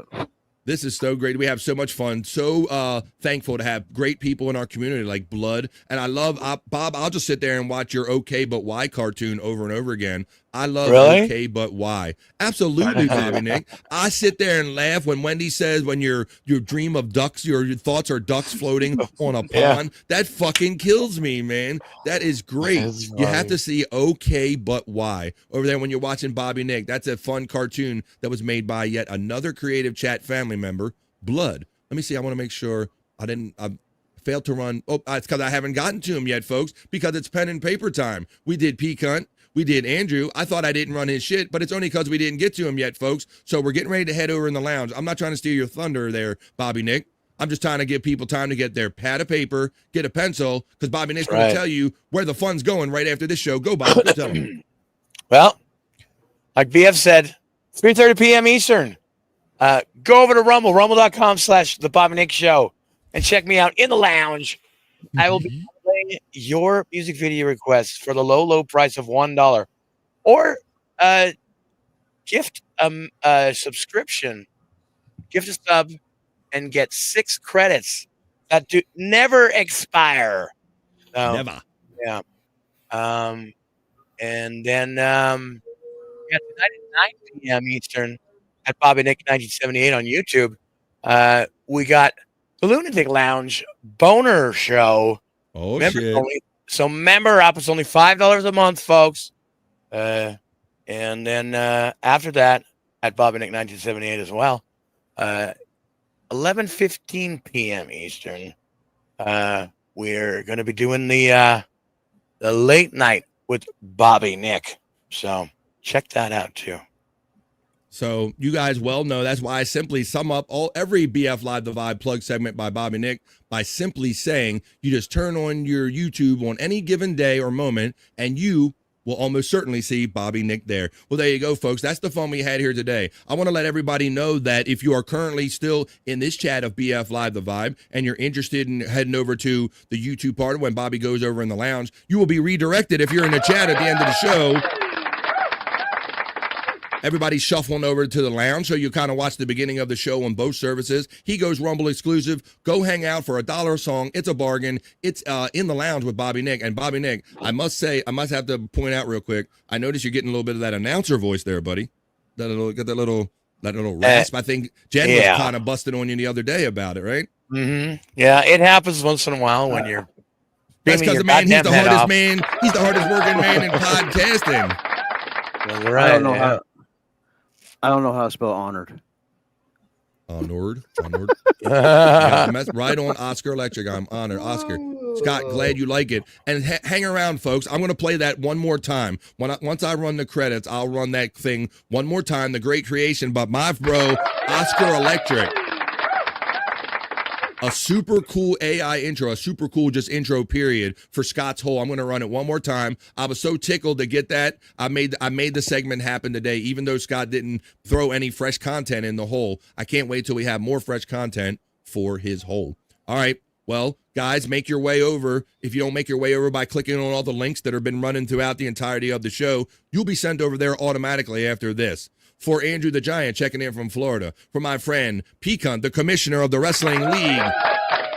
Another talented bro, along with Blood, Oscar Electric, Chris Popke, Stacey Allen, and probably some that I'm not remembering and thinking of right now. Thank you all very much for these vibes that you put out every day. For Scott Fitzpatrick, the whole master and the prop master. And for Bobby Nick, go check him out in the lounge. I'm BF saying have a great rest of your Wednesday. Peace and love. Enjoy the rest of your week if you don't see you. And when we do see you, we'll see you the next time we do see you right here on The Vibe, folks. And what we like to say here on The Vibes, it's not really bye, it's just bye for now.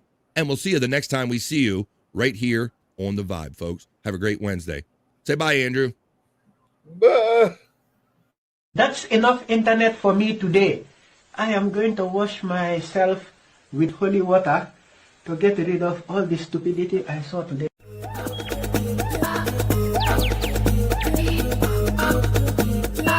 Aggie Mason. Fucking Bobby's fucking funny. Bobby Grant. I gotta give it to you. End of the day, Bobby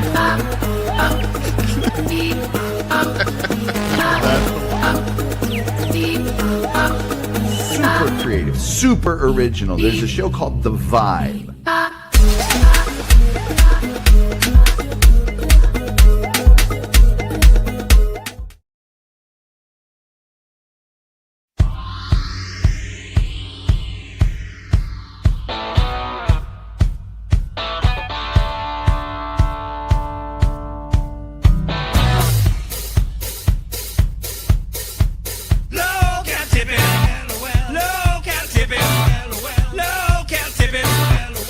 Makes Scott